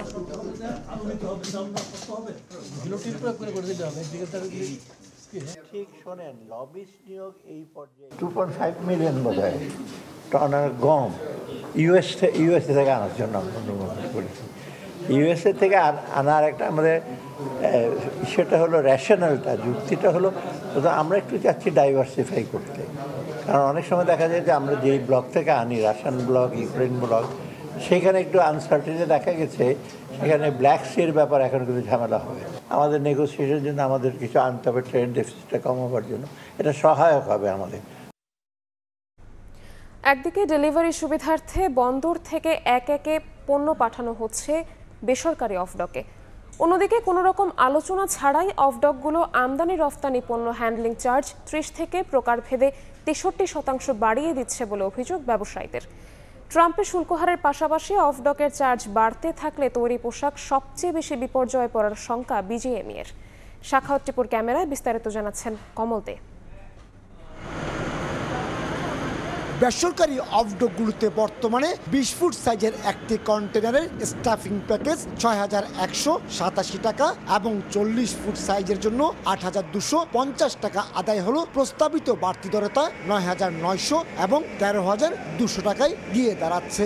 একইভাবে বন্দর হয়ে অফডকের কন্টেনার পরিবহন খরচ 20 ফুট সাইজের জন্য 1500 এবং 40 ফুট সাইজের 3000 টাকা থেকে বাড়িয়ে 2500 ও 5000 টাকা নির্ধারণ করা হচ্ছে। অফডকগুলো গত 3 বছরের ব্যবধানে তাদের সেবার চার্জ বাড়াচ্ছে। এক্ষেত্রে চার্জ যেন যৌক্তিক হয় এবং আলোচনা সাপেক্ষে বাস্তবায়ন করা হয়, সে কথা বলছেন স্টেক হোল্ডাররা। এই অবস্থায় অফডককে চার্জ বাড়ালে প্রভাব পড়বে দেশের আমদানি রপ্তানি বাণিজ্যে। ট্যারিফ বাড়াবার জন্য একটা কমিটি মিটিং হলো কিছুদিন আগে, এখন যদি বিগটাও বাড়ে তাহলে আমার মনে হয় যে বাংলাদেশের যারা ব্যবসায়ী যারা আছে তারা আসলে ব্যবসা করাটা খুব কঠিন হয়ে যাবে। বৃহৎ স্বার্থে এটা কিন্তু এই বিদ্যার এই সিদ্ধান্ত আমরা কোনো অবস্থায় মেনে নিতে পারি না। সবশেষ 2021 সালের নভেম্বরে জ্বালানি তেলের দাম বেড়ে যাওয়ার কথা উল্লেখ করে কন্টেনার উঠানামা সহ সব ধরনের কাজে 23% চার্জ বাড়িয়ে দিয়েছিল অফডক মালিকদের সংগঠন বিগডা। আমরা আসলে অ্যাকোমোডেট করতে পারছি না আমাদের পরিচালন ব্যয়ের সাথে, সুতরাং স্বাভাবিকভাবেই বিগডার যে অন্তর্ভুক্ত ডিপোগুলো আছে তাদেরকে কিন্তু রেট অ্যাডজাস্ট করতে হচ্ছে। এদিকে স্টেক হোল্ডারদের সঙ্গে আলোচনা করে বাড়তি চার্জ কার্যকর করতে বিগডার প্রতি নির্দেশনা দিয়েছে চট্টগ্রাম বন্দর কর্তৃপক্ষ। অফডক কর্তৃপক্ষ তাদের চার্জ বাড়ানো বা কমানো না, এটাকে একটা জাস্টিফিকেশন, এটা একটা যৌক্তিকীকরণ তারা করতেই পারে। 2024-25 অর্থ বছরে 7,77,000 রপ্তানি এবং 2,65,000 আমদানি কন্টেনার উঠানামা করেছে বেসরকারি অফডকগুলোতে। কমল দে, সময় সংবাদ, চট্টগ্রাম। টানা বৃষ্টিতে খুলনা অঞ্চলের অন্তত 6টি সড়ক মহাসড়কের নাজুক অবস্থা। খানাখন্দ, বড় বড় গর্ত আর পিচ উঠে চলাচলের একেবারে অনুপযোগী হয়ে পড়েছে। প্রায় প্রতিদিনই গাড়ি উল্টে ঘটছে দুর্ঘটনা। স্থায়ী সমাধানে কংক্রিটের সড়ক নির্মাণের পরিকল্পনার কথা জানিয়েছে সড়ক ও জনপথ অধিদপ্তর। নিয়ামুল হোসেন কোচের ক্যামেরায় আব্দুল আল মামুন রুবেলের রিপোর্ট। ব্যস্ততম খুলনা সাতক্ষীরা মহাসড়কে হেলে দুলে চলছে ভারী যানবাহন। বেনাপোল ও ভোমরা স্থলবন্দরের বাণিজ্যিক পরিবহনের জন্য গুরুত্বপূর্ণ এ সড়কটির এমন বেহাল অবস্থা 1 বছরেরও বেশি সময় ধরে। আগে থেকেই চলাচলের অনুপযোগী সড়কটি গত সপ্তাহের টানা বৃষ্টিতে আরও নাজুক। সড়কটির 0 পয়েন্ট থেকে চুকনগর পর্যন্ত 30 কিলোমিটার পথে অন্তত ডজনখানেক স্থানে এবং পাইকগাছা পর্যন্ত আরও 10টি স্থানে সৃষ্টি হয়েছে গর্ত, উঠে গেছে কার্পেটিং। পিচ ছিল, পিচ উঠা ইট যাচ্ছে, বৃষ্টি হলে বড় বড় গাড্ডা হয়ে যাচ্ছে, গাড়ি মোটর চালানো যাচ্ছে না, যাত্রীর দুর্ভোগ। বাসের গাড়ি বাদে, ট্রাক বাদে, কোস্টার বাদে, ডিভিশন ভেঙে পড়ে। বাঁকাগুলো সোজা করার কথা ছিল রাস্তাটার, এখনো সোজা করিনি। গাড়ি অ্যাক্সিডেন্ট হয়, কাদা মেখে আমরা জামা কাপড় নষ্ট হয়ে যায়। শুধু এ মহাসড়ক নয়, বিভাগের অন্তত 6টি জাতীয় ও আঞ্চলিক মহাসড়কে একই অবস্থা। বছরের পর বছর নাজুক অবস্থায় আছে যশোর খুলনা মহাসড়কটি। নোয়াপাড়া থেকে অন্তত 2 কিলোমিটার পথ যেন কর্দমাক্ত মাটির সড়কে পরিণত হয়েছে। প্রায় ঘটছে ছোট বড় দুর্ঘটনা, বিকল হচ্ছে যানবাহন। অনেকদিন খারাপ, প্রায় 1.5-2 বছর হবে খারাপ। একটা টিপের জায়গায় 5 দিন ছিল আমাদের। একদিক থেকে করে আরেক দিকে নষ্ট হয়, কোটি কোটি টাকা এই রাস্তা থেকে উধাও হয়ে যায়। একই চিত্র ঝিনাইদহ যশোর মহাসড়কেরও। সড়কটির ভুটিয়ারগাতি, তেঁতুলতলা, বিষয়খালী সহ বিভিন্ন স্থানে সৃষ্টি হয়েছে ছোট বড় গর্তের। বেহাল দশা কুষ্টিয়া ঝিনাইদহ মহাসড়কেরও। 35 কিলোমিটার দীর্ঘ সড়কের বেশিরভাগ স্থান চলাচলের অনুপযোগী। রিস্ক নিয়ে গাড়ি চালাতে হচ্ছে, এমন কোনো দিন নেই যে গাড়ি অ্যাক্সিডেন্ট দুর্ঘটনা ঘটতেছে না। একটা গাড়ি আর একটা গাড়ি চাপ দিতে যে ধরেন অ্যাক্সিডেন্টটা হচ্ছে। বড় গাড়ি টায়ারের চাকায় রাস্তাগুলো আবার ভেঙে যাচ্ছে, গাড়ি প্রায় উল্টে যায়, এমন অবস্থা। মোটরসাইকেল যাচ্ছে, এই আমাদের অটো যাচ্ছে, খাদে পড়ছে, বাস খাদে পড়ছে। ক্ষতিগ্রস্ত সড়ক চলাচলের উপযোগী করতে জরুরি ভিত্তিতে কাজ করার দাবি সড়ক বিভাগের। পাশাপাশি স্থায়ী সমাধান হিসেবে কংক্রিট সড়ক নির্মাণের পরিকল্পনার কথা জানান সংশ্লিষ্ট কর্মকর্তা। প্রপোজাল আছে, প্ল্যান আছে, যেগুলি আমরা এই বছর ইনশাল্লাহ এক্সিকিউট করব এবং এই কাজগুলি যখন আমরা এক্সিকিউট করব তখন কিন্তু আমাদের এই রাস্তার মেজর সমস্যাগুলি সমাধান হয়ে যাবে। কংক্রিটের রাস্তাগুলির কস্টিংটা অনেক বেশি, সো এটা আমরা ধাপে ধাপে আমাদের এই কাজগুলি শেষ করব। এই বছর আমরা মেজর কাজ করে ফেলবো, আর হয়তো বা নেক্সট ইয়ারও আমাদের লাগবে। বিআরটি এর তথ্য বলছে খুলনা অঞ্চলের এসব বেহাল সড়কে চলতি বছরের প্রথম 6 মাসে 344টি দুর্ঘটনায় 363 জন নিহত ও 419 জন আহত হয়েছেন। আব্দুল্লাহ আল মামুন রুবেল, সময় সংবাদ। রংপুর সৈয়দপুর মহাসড়কের 17 কিলোমিটার অংশের সংস্কার কাজে অনিয়ম আর দুর্নীতির অভিযোগ উঠেছে। সেনাবাহিনীর একটি টহল দল কাজের মান নিয়ে প্রশ্ন তুললে নড়েচড়ে বসেন সংশ্লিষ্টরা। বুধবার বিকেলে 66 পদাতিক ডিভিশনের একটি বিশেষ টহল দল পর্যবেক্ষণ করে সংস্কার কাজ পরিদর্শন করে। এ সময় সড়কে পাথর কম দেওয়া, নিম্নমানের সামগ্রী ব্যবহারের প্রমাণ পায় তারা। সংস্কার সংশ্লিষ্টদের বিরুদ্ধে অনিয়মের অভিযোগ করেন স্থানীয়রাও। সতর্ক করা হয় ঠিকাদার ও সড়ক বিভাগের প্রকৌশলীদের। অনিয়মের অভিযোগ স্বীকার করে ব্যবস্থা নেওয়ার আশ্বাস দিয়েছে সড়ক বিভাগ।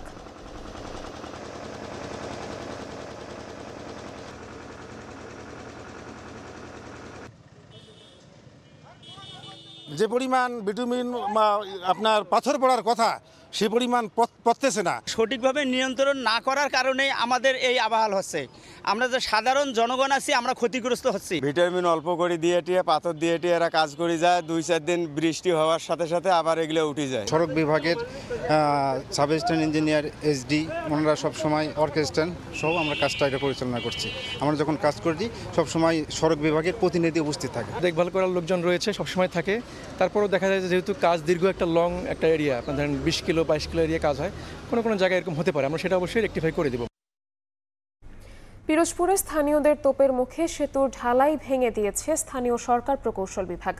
স্থানীয়রা জানান নিম্নমানের সামগ্রী দিয়ে কাজ করায় নেসারাবাদের ভাদুরা খালের উপর নির্মাণাধীন সেতুটি মঙ্গলবার দুপুরে ধসে পড়ে। তাদের অভিযোগ ঠিকাদারি প্রতিষ্ঠান এবং এলজিইডির কর্মকর্তাদের যোগসাজশে সেতু নির্মাণে দুর্নীতি হয়েছে। পরে স্থানীয়দের আপত্তির মুখে এলজিইডি তদন্ত করে সেতুটির ঢালাই দেওয়া অংশ ভেঙে ফেলে।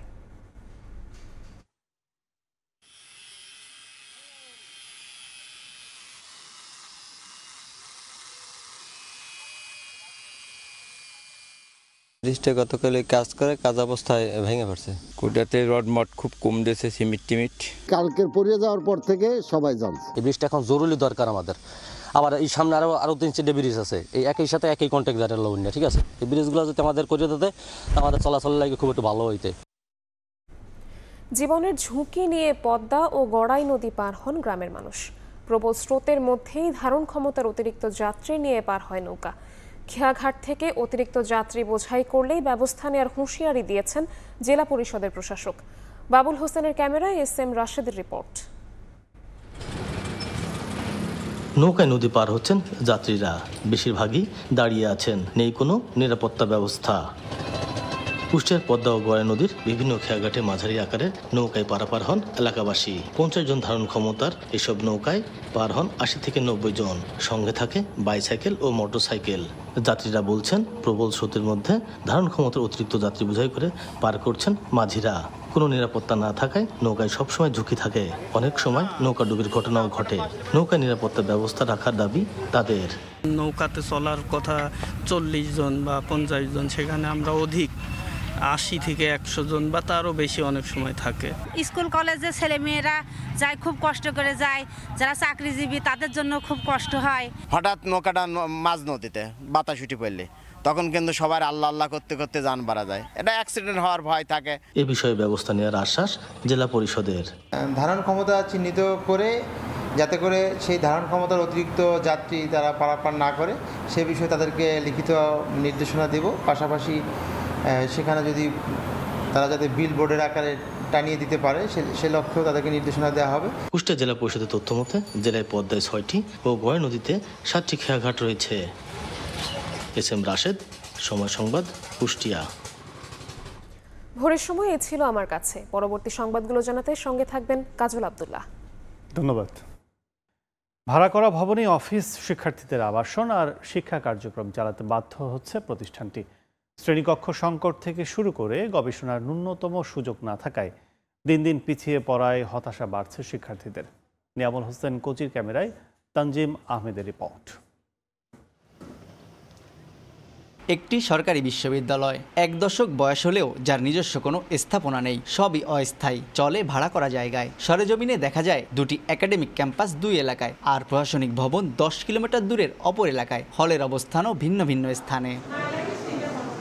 এছাড়া নেই প্রয়োজনীয় শ্রেণীকক্ষ, ল্যাব, লাইব্রেরি, খেলার মাঠ, কোনো কিছুই। এমনই হযবরল অবস্থা খুলনা কৃষি বিশ্ববিদ্যালয়ের। শিক্ষার্থীরা বলছেন নানামুখী সংকটে প্রতিনিয়ত পিছিয়ে পড়ছেন তারা। ফলে আর্থিক ক্ষতির পাশাপাশি ভুগছেন মানসিক যন্ত্রণায়ও। শিক্ষার পরিবেশ নিশ্চিতে সংশ্লিষ্টদের প্রতি অতি দ্রুত পদক্ষেপ নেওয়ার দাবি তাদের। বিশ্ববিদ্যালয়ে 5টি ফ্যাকাল্টি যে আছে সবগুলো ফ্যাকাল্টি কিন্তু হচ্ছে প্র্যাকটিক্যাল বেসড। তো এই প্র্যাকটিক্যাল ক্লাসগুলো যদি আমরা না করতে পারি তাহলে আমাদের যখন জব সেক্টরে জব করার ক্ষেত্রে কিন্তু আমরা প্র্যাকটিক্যালি কাজগুলো করতে পারবো না। তাহলে যেতে প্রায় 30 থেকে 40 মিনিট মতো সময় লাগে এবং এখানে একটা অর্থের ব্যাপারও আছে। প্রায় ভালোই একটা অর্থ খরচ হয়। আমাদের ল্যাব ফ্যাসিলিটিস নেই, আমাদের হয়তো বা কিছু মেশিন আছে বা আমরা সেটা যে প্লেস করে কাজগুলো করব এটা করারও আমরা সুযোগ পাচ্ছি না। ক্যাম্পাস থেকে প্রশাসনিক ভবনের দূরত্ব খুবই বেশি, যেটা আমাদের যাতায়াতেরও ভোগান্তি সৃষ্টি করছে। অপরদিকে কলেজের সঙ্গে তুলনা করে শিক্ষকরা বলছেন উপায় না থাকায় গবেষণা বা প্র্যাকটিক্যাল জ্ঞান ছাড়াই একাডেমিক জীবন শেষ করতে হচ্ছে শিক্ষার্থীদের, ফলে হতাশাগ্রস্ত অবস্থায় রয়েছেন উভয়ই। আমাদের স্টুডেন্ট মোটামুটি 600+ আছে এখানে, তো আমাদের এখানে পর্যাপ্ত ল্যাব ফ্যাসিলিটি নাই, ক্লাসরুমের তীব্র সংকট। স্টুডেন্টরা মানে একটা ক্লাস করে তারপরে আবার দেখা যাচ্ছে দাঁড়ায় থাকছে আর কি। আমরা প্রপারলি স্টুডেন্টদেরকে বসতে দিতে পারছি না। সেখানে আমি ল্যাবের কাজ করব কোথায়? ল্যাবের কাজ করতে গেলে যে ধরনের B grade, C grade, A grade এই ধরনের গ্রেডিংয়ের ল্যাব লাগে, সেই ধরনের ল্যাবের তো দূরে থাক, নর্মাল একটা ল্যাবও আমরা ওদেরকে প্রোভাইড করতে পারছি না। আর সংকট নিরসনে সংশ্লিষ্টদের পরিকল্পনা ও উদ্যোগের কথা জানায় বিশ্ববিদ্যালয় প্রশাসন। খুলনা কৃষি বিশ্ববিদ্যালয় থেকে আমরা সংশ্লিষ্ট বিভিন্ন বিশেষজ্ঞ তাদের মতামত নিয়ে, তাদের সাহায্য নিয়ে আমরা অনেকটা এটা মানে চূড়ান্ত পর্যায়ে নিয়ে এসেছি। এটা আশা করি খুব দ্রুত আমরা এটা জমা দেব, ইউজিসির মাধ্যমে মন্ত্রণালয়ে জমা দেব। দেওয়ার পরে আগামী বছর আমরা আশা করছি যে আমাদের এই ডিপিপিটা একটা আলোর মুখ দেখবে। বর্তমানে বিশ্ববিদ্যালয়ে 5টি অনুষদের 55টি বিভাগে 7 শতাধিক শিক্ষার্থী অধ্যয়ন করছেন। তানজিম আহমেদ, সময় সংবাদ, খুলনা। ঢাকা বিশ্ববিদ্যালয়ের অধিভুক্তি কাঠামো বাতিল করে বাংলাদেশ ইনস্টিটিউট অব টেকনোলজি মডেলের আদলে স্বতন্ত্রের এক দফা দাবিতে বিক্ষোভ সমাবেশ করেছে বরিশালের ইঞ্জিনিয়ারিং কলেজের শিক্ষার্থীরা। বুধবার সকালে নগরীর লঞ্চ ঘাট থেকে শুরু করে শহরের প্রধান সড়ক ঘুরে সদর রোডের অশ্বিনী কুমার হলের সামনে বিক্ষোভ মিছিল করেন তারা। আন্দোলনরত শিক্ষার্থীরা বলেন, বিশ্ববিদ্যালয়ের অধিভুক্তি বাতিল করে বাংলাদেশ ইনস্টিটিউট অব টেকনোলজি মডেলের আদলে একটি কার্যকর, টেকসই ও স্বায়ত্তশাসিত কমিশন গঠন করতে হবে। এছাড়া প্রতিটি সরকারি প্রকৌশল কলেজের একাডেমিক স্বতন্ত্রতা ও প্রশাসনিক কাঠামো পুনর্গঠনের মাধ্যমে সময়োপযোগী ব্যবস্থাপনা নিশ্চিতেরও দাবি জানান তারা।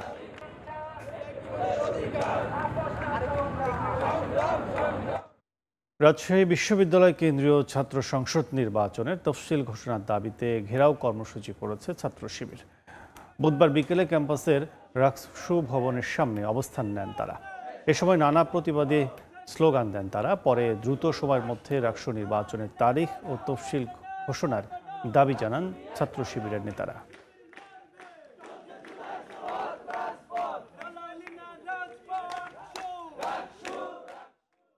চাকরি স্থায়ীকরণের দাবিতে বিক্ষোভ করেছেন দিনাজপুরের পার্বতীপুর বড়পুকুরিয়া কয়লা খনি শ্রমিকরা। বুধবার সকালে কয়লা খনি গেট থেকে বিক্ষোভ মিছিল বের করেন তারা। পরে অবস্থান নিয়ে সংবাদ সম্মেলন করেন। শ্রমিকদের দাবি, 20 বছর ধরে ভূগর্ভস্থ খনিতে কাজ করছেন তারা।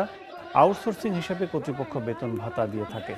খনি কর্তৃপক্ষ বারবার চাকরি স্থায়ীকরণের দাবি জানানো হয়, তবে প্রতিশ্রুতি দিয়েও তা বাস্তবায়ন করেনি। কর্মরত 250-র বেশি শ্রমিকদের দ্রুত চাকরি স্থায়ীকরণের দাবি জানান আন্দোলনকারী শ্রমিকরা।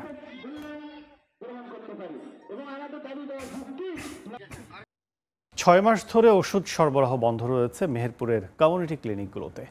অনিয়মিত হেলথ কেয়ার প্রোভাইডাররাও, তাই সেবা না পেয়ে ফিরে যেতে হয় রোগীদের। এতে ব্যাহত হচ্ছে গ্রামীণ স্বাস্থ্যসেবা।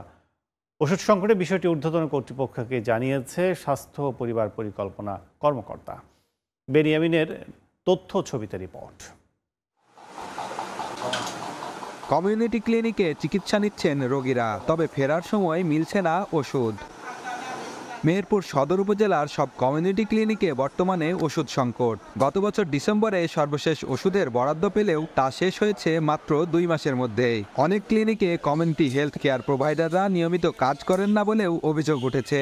এতে ব্যাহত হচ্ছে গ্রামীণ স্বাস্থ্যসেবা। সরকারি সুবিধা না পেয়ে বাইরে থেকে ওষুধ কিনতে হচ্ছে রোগীদের। প্রেশারটা মেপে আসি, ভালো নেই মেশিন। প্রেশারের ওষুধ, ডায়াবেটিসের ওষুধ এগুলো পাইলে আমাদের একটু উপকার হইতো। যদি না পাই তখন বাইরে আমাদের কিনে নিতে হবে, এই আশা থাকা যাবে না। ডাক্তারদের থাকে তার নিয়ম ঠিক নেই এবং কি সে টাইম মতন পৌঁছায় না, খোলে না। কোনো জনগণ আমাদের মা বোন এসে এখানে একটা ওষুধও পায় না। ক্লিনিকগুলোতে 27 রকমের ওষুধ বরাদ্দ থাকলেও বর্তমানে রয়েছে শুধু গ্যাস্ট্রিক ও ভিটামিনের ট্যাবলেট। গ্যাসের আর ভিটামিন দিয়ে ছেড়ে দেয়, এবার বলে যে নাই ওষুধ আসেনি, ঘুরি ঘুরি চলে যায়। আসি আর অনেকবার আসি আর ঘুরি চলে যায়। ওষুধ না আসলে তো আমাদের কিছুই করার নাই, আমরা যেটুকু সেবা দেওয়ার দরকার, বাচ্চা আসলে যেরকম ওজন উচ্চতা মোয়াক এগুলা মাপছি, কিন্তু তাদের ওষুধ তো দিতে পারছি না। বলছে যে অল্প দিনে ওষুধ আসবে, যদি ওষুধ আসে তাহলে আমরা আশা করি সবার মনমত ওষুধ দিয়ে সন্তুষ্ট অর্জন করতে পারবো। বিষয়টি ঊর্ধ্বতন কর্তৃপক্ষকে জানানো হয়েছে বলে জানান উপজেলা স্বাস্থ্য ও পরিবার পরিকল্পনা কর্মকর্তা। নতুন কোয়ার্টার শুরু হলেই 5-7 দিনের মধ্যেই ওষুধ আমরা পেয়ে যাই। যদিও আমরা অফিসিয়ালি এখনো পর্যন্ত চিঠি পাইনি, তবে আমরা আশা করছি খুব দ্রুত ইনশাল্লাহ আমরা আমাদের এই কোয়ার্টারের যে ওষুধ সেগুলো পেয়ে যাব। মেহেরপুরের সদর উপজেলায় 26টি কমিউনিটি ক্লিনিক রয়েছে। বেন ইয়ামিন, সময় সংবাদ, মেহেরপুর। প্রজনন মৌসুমে মাছ ধরায় 3 মাসের নিষেধাজ্ঞায় মানবেতর জীবনযাপন করছেন জেলেরা। তাদের অভিযোগ 2 বছরেও তালিকা চূড়ান্ত না হয় মিলছে না সরকারি সহায়তা। বন বিভাগ জানায় অভাবের তাড়নায় অনেকেই জড়িয়ে পড়ছে অপরাধে। প্রকৃত জেলেদের যাচাই বাছাইয়ের কাজ শেষ পর্যায়ে বলে জানিয়েছে জেলা মৎস্য বিভাগ। আলী আকবর টুটুলের তথ্য, আমিনুল ইসলামের ছবিতে রিপোর্ট। মাছ ও জলজ প্রাণীর অবাধ প্রজননের জন্য প্রতি বছর 1 জুন থেকে 30 আগস্ট পর্যন্ত সুন্দরবনে মৎস্যজীবী সহ অন্যান্য কর্মজীবীদের প্রবেশ নিষেধ। এ সময় বন বিভাগ থেকে বন্ধ থাকে সব ধরনের পাস পারমিট। বাগেরহাটের উপকূলীয় জেলেরা পাশ নিয়ে সুন্দরবনের নদী ও খালে মাছ আহরণ করে থাকেন। তবে 3 মাসের নিষেধাজ্ঞাকালে তাদের মানবেতর জীবনযাপন করতে হয়। তারা জানান, খাদ্যসহ সরকারি কোনো সহায়তা না পাওয়ায় অনেকেই জীবিকার তাগিদে অবৈধভাবে বনে প্রবেশ করেন। শিগগিরই জেলেদের তালিকা করে সাহায্যের দাবি তাদের। আসলে আমাদের প্রতি আসলে এতটা ফ্যাসিলিটি ভালো থাকে না, চলার মতো পরিস্থিতি ভালো থাকে না। স্বাচ্ছন্দ্য মতো 2টা ভাত জানি খাইতে পারি। এই যে আমার বর্তমানে সরকার একটা অবরোধ দেয় 3 মাসের জন্য, এখানে শুনছি বলে আমরা কিছু আমাদের অবরোধের বিনিময়ে আমরা কি খাবো, এই জন্য কিছু সরকার দেখাশোনা করবে। অবরোধ দেশে আমরা এই বিষয়ে কোনো সাহায্য পাইনি। এখন যে সরকার মনে করেন আকুল দাবি জানাই আমরা যেন এইটা অল্পর ভিতরে আমাকেও এই অবরোধ থাকার ভিতরে যেন আমরা পাই। 100% জেলেদের ভিতরে অন্তত 80% জেলেরা কোনো খাদ্য সহায়তা পায় না। আমাদের এখানে জেলেদের বিকল্প কোনো কর্মসংস্থান নাই। তো আমরা চাই এইভাবে একটা তালিকা প্রস্তুত হইলে বা সেটা যদি দ্রুত সময়ের মধ্যে হয় তো আমাদের এলাকার লোক অন্তত কিছুটা হইলেও খাদ্য সহায়তা পাই, উপকৃত হবে। 2023 সালের 14 নভেম্বর মৎস্যজীবীদের একটি তালিকা বন মন্ত্রণালয়ে পাঠানো হয়। সেখান থেকে যাচাই বাছাইয়ের জন্য তালিকাটি পাঠানো হয় মৎস্য অধিদপ্তরে। শিগগিরই তালিকা চূড়ান্ত করে সহায়তার আশ্বাস সংশ্লিষ্ট কর্মকর্তার। যারা আমাদের মৎস্যজীবী আছেন, যারা সমুদ্রগামী, তারা স্ব উপজেলায় তারা যে মৎস্যজীবী সেই হিসেবে আবেদন করলে নির্ধারিত প্রক্রিয়া তারা মৎস্যজীবী সনদ প্রাপ্ত হয়। এই তালিকা কিন্তু আমরা করে পাঠিয়েছি। আমাদের এই বাগেরহাট জেলায় আমাদের কিন্তু 5800 জেলে কিন্তু আমাদের সুন্দরবনে নিবন্ধিত জেলে আছে। আমরা পাঠিয়েছি জেলা মৎস্য দপ্তরে। তো ওনারা কিন্তু এগুলো যাচাই বাছাই করে খাদ্য সহায়তা দেওয়া দরকার। বন বিভাগের তথ্য মতে বাগেরহাট, খুলনা ও সাতক্ষীরায় সুন্দরবনের উপর নির্ভরশীল 18,540 জনের তালিকা প্রস্তুত করা হয়েছে। সময় সংবাদ, বাগেরহাট। ফেনীতে প্রতি বছর নদী ভাঙ্গন ও বন্যা যেন অবধারিত দুর্যোগে পরিণত হয়েছে। বাঁধ নির্মাণ ও সংস্কারে দুর্নীতির প্রতিবাদ এবং প্রজন্ম ভিত্তিক টেকসই বাঁধ সহ 8 দফা দাবিতে পানি উন্নয়ন বোর্ড কার্যালয় অভিমুখে পদযাত্রা করেন বন্যার্ত শিক্ষার্থী ও সাধারণ মানুষ। বুধবার সকালে শহরের ট্যাঙ্ক রোডে শহীদ মিনারে ব্যানার ফেস্টুন হাতে জড়ো হন তারা। সেখান থেকে বের হয় একটি পদযাত্রা। সড়ক প্রদক্ষিণ শেষে পানি উন্নয়ন বোর্ড কার্যালয়ের সামনে ঘণ্টাব্যাপী অবস্থান কর্মসূচি পালন করেন বিক্ষুব্ধরা। বক্তারা বলেন, টেকসই ও প্রজন্ম ভিত্তিক বাঁধ নির্মাণ না হলে প্রতি বছর মানুষকে এর মূল্য দিতে হচ্ছে। পানি উন্নয়ন বোর্ডের কাজে স্বচ্ছতা ও জবাবদিহিতা নিশ্চিতের দাবিও জানান তারা।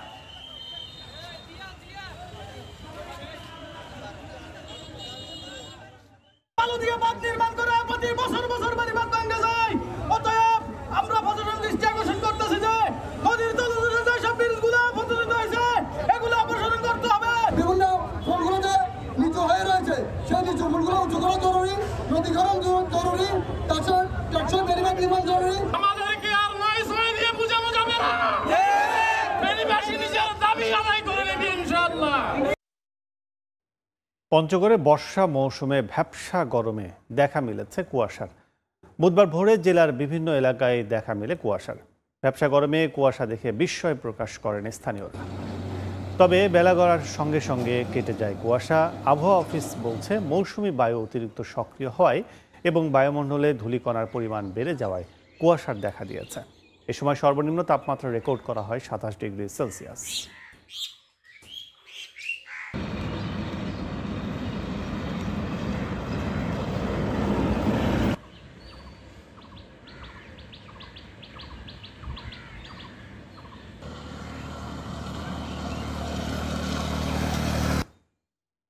চট্টগ্রামে চাঁদাবাজি, সন্ত্রাস, নৈরাজ্য, শিক্ষার্থীদের উপর হামলার প্রতিবাদে বিক্ষোভ মিছিল করেছে ছাত্র শিবির। বুধবার দুপুরে চকবাজার অলিখা মসজিদের সামনে থেকে বিক্ষোভ মিছিলটি বের হয়। বিভিন্ন সড়ক ঘুরে একই জায়গায় গিয়ে শেষ হয় মিছিলটি।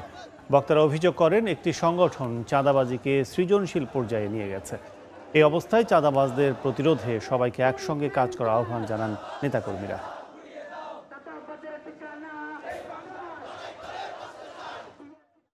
ভারতে পালানোর সময় বেনাপোল সীমান্ত থেকে গ্রেফতার হলেন নিষিদ্ধ সংগঠন ছাত্রলীগের এক নেতা। বুধবার সকালে ভারতে ঢোকার উদ্দেশ্যে বেনাপোল ইমিগ্রেশনে দাঁড়ান মৌলভীবাজার জেলা ছাত্রলীগের সহ সভাপতি আব্দুস সামাদ আজাদ। এ সময় তার গতিবিধি সন্দেহভাজন হওয়ায় জিজ্ঞাসাবাদ করে কর্তৃপক্ষ। এক পর্যায়ে পাসপোর্ট পরীক্ষা নিরীক্ষা করে কালো তালিকার আসামি শনাক্ত করা হয়। এরপর আজাদকে গ্রেফতার করে পুলিশের সোপর্দ করে ইমিগ্রেশন কর্তৃপক্ষ। তার বিরুদ্ধে মৌলভীবাজার সদর থানায় বিস্ফোরক সহ 7টি মামলা রয়েছে।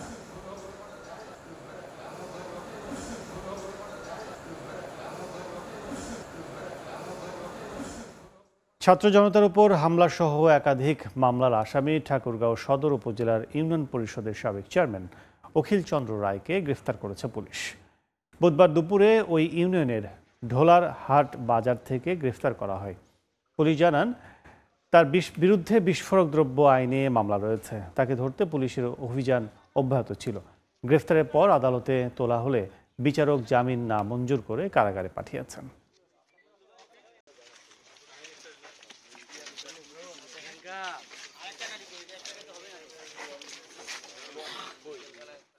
নারায়ণগঞ্জে স্ত্রীকে হত্যার অভিযোগে স্বামীকে মৃত্যুদণ্ডাদেশ দিয়েছেন আদালত।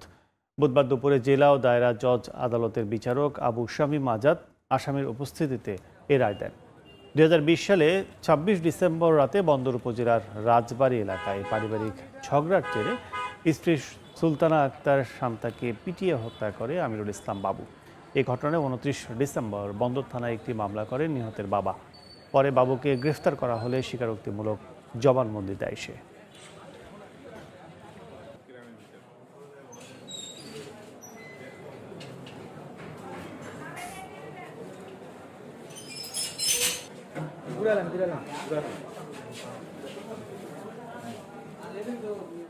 বগুড়ায় 2 যুগ আগের আনোয়ারুল হত্যা মামলায় একজনকে যাবজ্জীবন কারাদণ্ডাদেশ দিয়েছেন আদালত। বুধবার দুপুরে অতিরিক্ত জেলা ও দায়রা জজ আদালতের বিচারক রাজু আহমেদ এ রায় দেন। 2002 সালে 1 জুন শিবগঞ্জের কৃষ্ণপুরে পূর্বশত্রুতার জেরে কৃষক আনোয়ারুলকে হত্যা করে আজিজুর রহমান। এই ঘটনার পর অভিযান চালিয়ে আসামিকে গ্রেফতার করে পুলিশ। পরে 16 জনের সাক্ষ্য গ্রহণ ও শুনানি শেষে আজ বুধবার আজিজুরকে যাবজ্জীবন কারাদণ্ডাদেশ দেন বিচারক।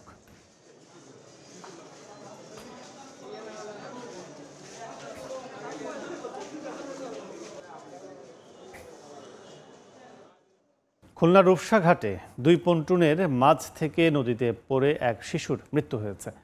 প্রত্যক্ষদর্শীরা জানান, বুধবার রাত 9:30টার দিকে নদী পার হওয়ার সময় স্বজনদের সঙ্গে ঘাটে যায় শিশুটি। এ সময় পা পিছলে পন্টুনের ফাঁকা দিয়ে নিচে পড়ে যায় সে। প্রায় আধা ঘন্টা পর শিশুটিকে উদ্ধার করে হাসপাতালে নিলে তাকে মৃত ঘোষণা করেন চিকিৎসক। এদিকে শিশুর মৃত্যুর ঘটনায় উত্তেজনা দেখা দেয় ঘাট এলাকায়। সাময়িক সময়ের জন্য বন্ধ হয়ে যায় পারাপার।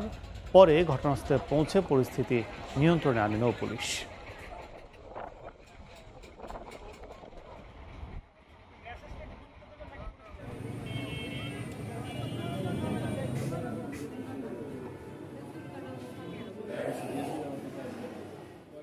বান্দরবানের রিসোর্ট থেকে এক পর্যটকের ঝুলন্ত লাশ উদ্ধার করা হয়েছে। লামা উপজেলার মিরিঞ্জা ভ্যালির ভেন্ডার হিল রিসোর্টের একটি কক্ষে গত 2 দিন ধরে অবস্থান করছিলেন আনোয়ার হোসেন নামে এক পর্যটক। সকালে রুমে নাস্তা দিতে গেলে দরজা না খোলায় সন্দেহ হয় রিসোর্টের কর্মরতদের। এ সময় দরজার ফাঁকা দিয়ে ঝুলন্ত মরদেহ দেখতে পান তারা। খবর পেয়ে লাশ উদ্ধার করে পুলিশ। গত 21 জুলাই ঢাকা থেকে বেড়াতে আসেন আনোয়ার। প্রশান্ত, আর্কটিক, বাল্টিক মহাসাগর ও ক্যাস্পিয়ান সাগরে একযোগে সামরিক মহড়া শুরু করেছে রাশিয়া। জুলাই স্টর্ম নামে এ বিশাল নৌ মহড়ায় অংশ নিচ্ছে 150টির বেশি যুদ্ধ জাহাজ ও 15,000 সেনা। রাশিয়ার প্রতিরক্ষা মন্ত্রণালয় জানিয়েছে আগামী 27 জুলাই পর্যন্ত চলবে এই মহড়া।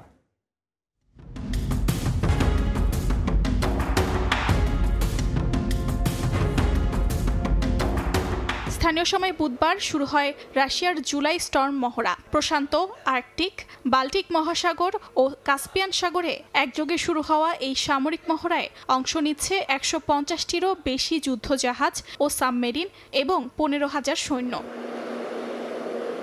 রুশ প্রতিরক্ষা মন্ত্রণালয় জানায়, মহড়ার উদ্দেশ্য হল বহুমুখী যুদ্ধ পরিস্থিতিতে সক্ষমতা যাচাই করা, পাশাপাশি সমুদ্রপথে অর্থনৈতিক ও সামরিক স্বার্থ রক্ষা এবং নতুন প্রযুক্তির কার্যকারিতা পরীক্ষা করা। জুলাই স্টর্ম মহড়ায় ব্যবহৃত হচ্ছে আধুনিক অস্ত্রসজ্জা, দূরপাল্লার মিসাইল সিস্টেম, ড্রোন প্রতিরক্ষা ব্যবস্থা ও সাবমেরিন বিধ্বংসী প্রযুক্তি। নৌবাহিনীর প্রধান অ্যাডমিরাল আলেকজান্ডার ময়সিফ নিজে নেতৃত্ব দিচ্ছেন এই অভিযানে। আগামী 27 জুলাই পর্যন্ত চলবে এই সামরিক মহড়া। অর্জিতা শেহসিন, সময় সংবাদ। ইউরোপীয় পণ্যের উপর 30% শুল্ক আরোপের ট্রাম্পের হুমকির বিরুদ্ধে পাল্টা ব্যবস্থা নিতে যাচ্ছে ইউরোপীয় কমিশন। 93 বিলিয়ন ইউরোর মার্কিন পণ্যে শুল্ক আরোপের পরিকল্পনা চূড়ান্ত পর্যায়ে রয়েছে, যা কার্যকর হতে পারে 7 আগস্ট থেকে।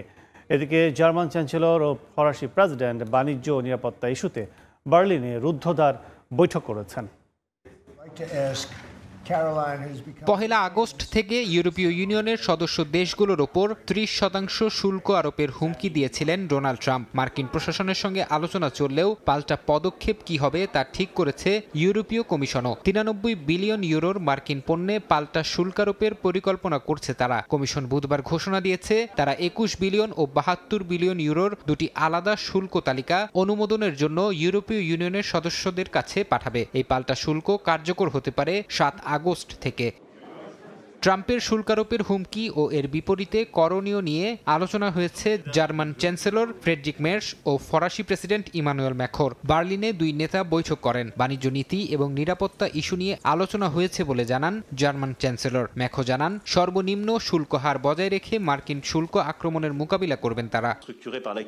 দুপক্ষের এই আলোচনা ইউরোপীয় ইউনিয়নের অভ্যন্তরে শুল্ক নীতির বিরুদ্ধে ঐক্য গড়ে তোলার লক্ষ্যে। ম্যাখো ও মের্শের আশাবাদ, শুল্ক ইস্যুতে যুক্তরাষ্ট্রের সঙ্গে সমঝোতা হবে, যা মার্কিন 30% শুল্কের বদলে 15% শুল্ক আরোপের মধ্যে সীমাবদ্ধ থাকবে। এই হারে গাড়ি, ফার্মাসিউটিক্যালস সহ বিভিন্ন শিল্প খাত প্রভাবিত হতে পারে। ফারহাদ চৌধুরী, সময় সংবাদ। ভোরের সময় আরও থাকছে। হোয়াইট ওয়াশের লক্ষ্য নিয়ে শেষ টি-20তে আজ পাকিস্তানের মুখোমুখি হবে বাংলাদেশ। রেকর্ডের হাতছানি অধিনায়ক লিটনের সামনে।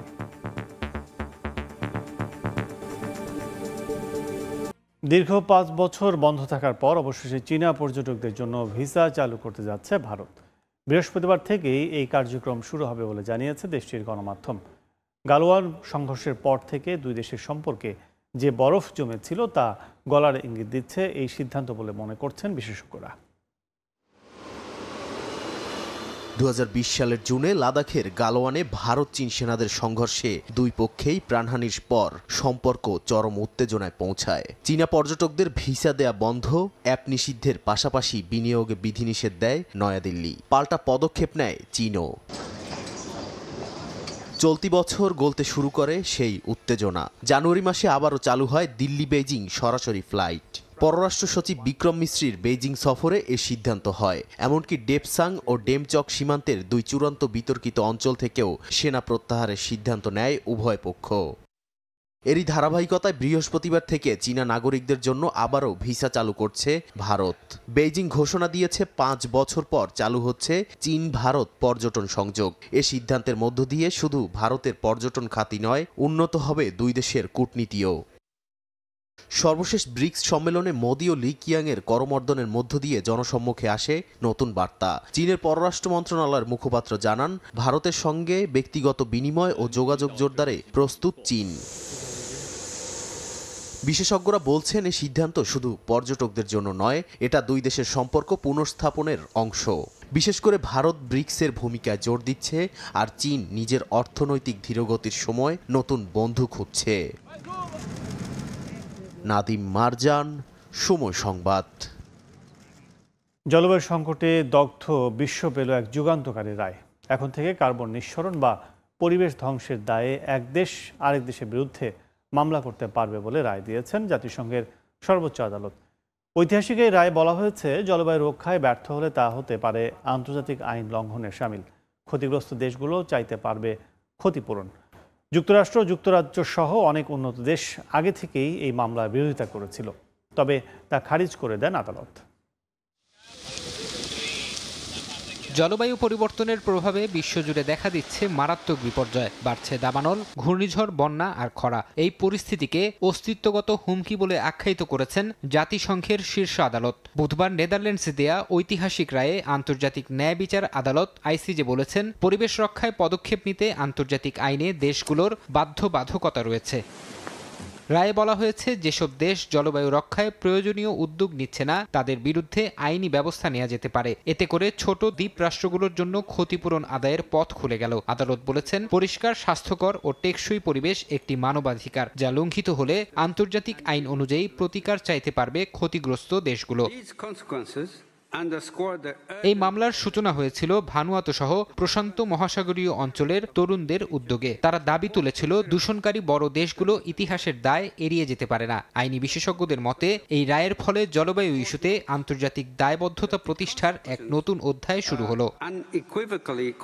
যুক্তরাষ্ট্র ও যুক্তরাজ্য সহ অনেক উন্নত দেশ এই মামলার বিরোধিতা করেছিল। তারা বলেছিল, জলবায়ু ইস্যুতে 2015 সালের প্যারিস চুক্তির মতো চুক্তিগুলোই যথেষ্ট। তবে আইসিজে তাদের যুক্তি নাকচ করে জানান, প্যারিস চুক্তিতে স্বাক্ষর না করলেও বা ভবিষ্যতে সেখান থেকে সরে গেলেও জলবায়ু রক্ষা করতে প্রতিটি রাষ্ট্র আন্তর্জাতিকভাবে বাধ্য। ফারহাদ চৌধুরী, সময় সংবাদ।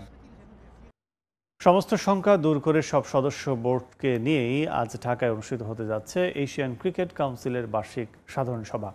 নিশ্চিত করেছেন বিসিবি সভাপতি আমিনুল ইসলাম বুলবুল।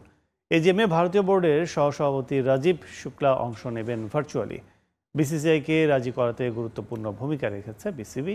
বুধবার রাজধানী একটি 5 তারকা হোটেলে ডিনার পার্টিতে যোগ দেন এসসিসির পূর্ণ ও সহযোগী সদস্য বোর্ডের প্রতিনিধি এবং বাংলাদেশ ও পাকিস্তানের ক্রিকেটার ও কোচিং স্টাফরা। এশিয়ান ক্রিকেট কাউন্সিলের বার্ষিক সাধারণ সভা বাংলাদেশে হবে কিনা তা নিয়ে একটা অনিশ্চয়তা ছিলই। মূলত ভারতীয় ক্রিকেট বোর্ডের কোনো প্রতিনিধি ঢাকায় আসবে না, এই খবরের পর থেকেই শঙ্কাটা তৈরি হয়। তবে শেষ মুহূর্তে নতুন আশার আলো দক্ষিণ এশিয়ার ক্রিকেটে। অবশেষে ভাঙল মান।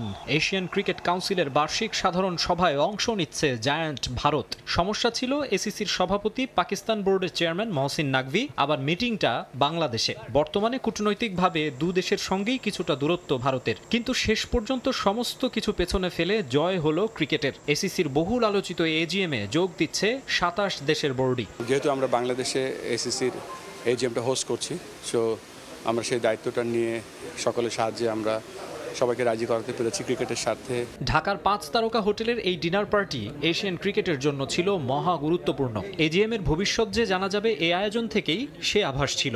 এতদিন এসিসির 3টি পূর্ণ সদস্য দেশ ভারত, শ্রীলঙ্কা আর আফগানিস্তানের অংশগ্রহণ নিয়ে অনিশ্চয়তা ছিল। 5টি পূর্ণ সদস্যের মধ্যে 3টিই না থাকলে কোরাম পূরণ না হওয়ায় এজিএম নিয়ে জটিলতা থাকত। কিন্তু ডিনার পার্টি থেকে এলো সুসংবাদ। আফগানিস্তান বোর্ডের প্রতিনিধি সশরীরে যোগ দিচ্ছেন, আর ভারতীয় ও শ্রীলঙ্কানরা অংশ নেবেন ভার্চুয়ালি। ইন্ডিয়া বলেছে অনলাইনে জয়েন করবে, শ্রীলঙ্কা জয়েন করবে, সো সব মিলিয়ে সবাই জয়েন করছে। মান বলে কিছু না, এটা ধরেন সবারই কিছু চাহিদা থাকে এবং সব কিছু জায়গাটায় ক্রিকেটের যখন ক্রিকেট আসে তখন সব কিছুই সবাই এগ্রি করে। সো আমি অ্যাজ এ হোস্ট বাংলাদেশ থেকে বলছি যে we are really grateful. BCCI সহ সভাপতি রাজীব শুক্লা জুমে জয়েন করবেন এজিএমে। পেহেলগাম কাণ্ডের পর থেকে মহসিন নাকভির পক্ষে রাজীব শুক্লা রজার বিনিদের রাজি করানো একরকম অসম্ভবই। এক্ষেত্রে মুনশিয়ানা দেখিয়েছে বাংলাদেশ। বিসিবি সভাপতি আমিনুল ইসলাম বুলবুল নিয়মিত যোগাযোগ রেখেছেন বিসিসিআই সেক্রেটারি দেবজিৎ সাইকিয়ার সঙ্গে। আমি ডিটেল বলবো না এখানে, তবে আমি অ্যাজ এ বাংলাদেশের রিপ্রেজেন্টেটিভ হিসেবে আমি গর্ব করতে পারি আমরা যে কাজটা করেছি। আমাদের সাথে ভারতীয় ক্রিকেট বোর্ডের সম্পর্ক সবসময় ভালো ছিল, এখনও খুবই ভালো আছে। বিসিবি আয়োজিত ডিনার প্রোগ্রামে বেশ স্বতঃস্ফূর্ত অংশগ্রহণ করেন বাংলাদেশ এবং পাকিস্তানের ক্রিকেটাররা এবং একই সঙ্গে বিভিন্ন বোর্ডের ডেলিগেটরাও। এই ডিনার প্রোগ্রামে বাংলাদেশের ক্রিকেটের ঐতিহ্য, সংস্কৃতি এগুলো যেমন ফুটিয়ে তোলা হয়, একই সঙ্গে দক্ষিণ এশিয়ার ক্রিকেটের ঐক্যের আহ্বান করা হয়। 83 থেকে এখন পর্যন্ত যত ভালো ভালো মোমেন্ট আছে বাংলাদেশে সেগুলো নিয়ে আমরা আলাপ আলোচনা ভিডিওতে আসছে, তো সবাই খুব এনজয় করেছে। প্রত্যেকটা দেশের ক্রিকেটের লোক আছে, প্লাস অনেক পুরান প্লেয়ার আছে যাদের সাথে আমরা খেলেছি, ওরাও এখানে আসছে। তারপরে এসিসি যে চেয়ারম্যান ওনাকেও কিন্তু খুবই সম্মান দেখিয়েছে বুলবুল, এবং ওরাও যথেষ্ট সম্মান দেখিয়েছে। এসিসি এজিএম নিয়ে শঙ্কার মেঘ কেটে যাওয়ায় এশিয়া কাপও যথাসময়ে আয়োজনের সম্ভাবনা জোরালো হলো। মাকসুম আলম খান, সময় সংবাদ, ঢাকা।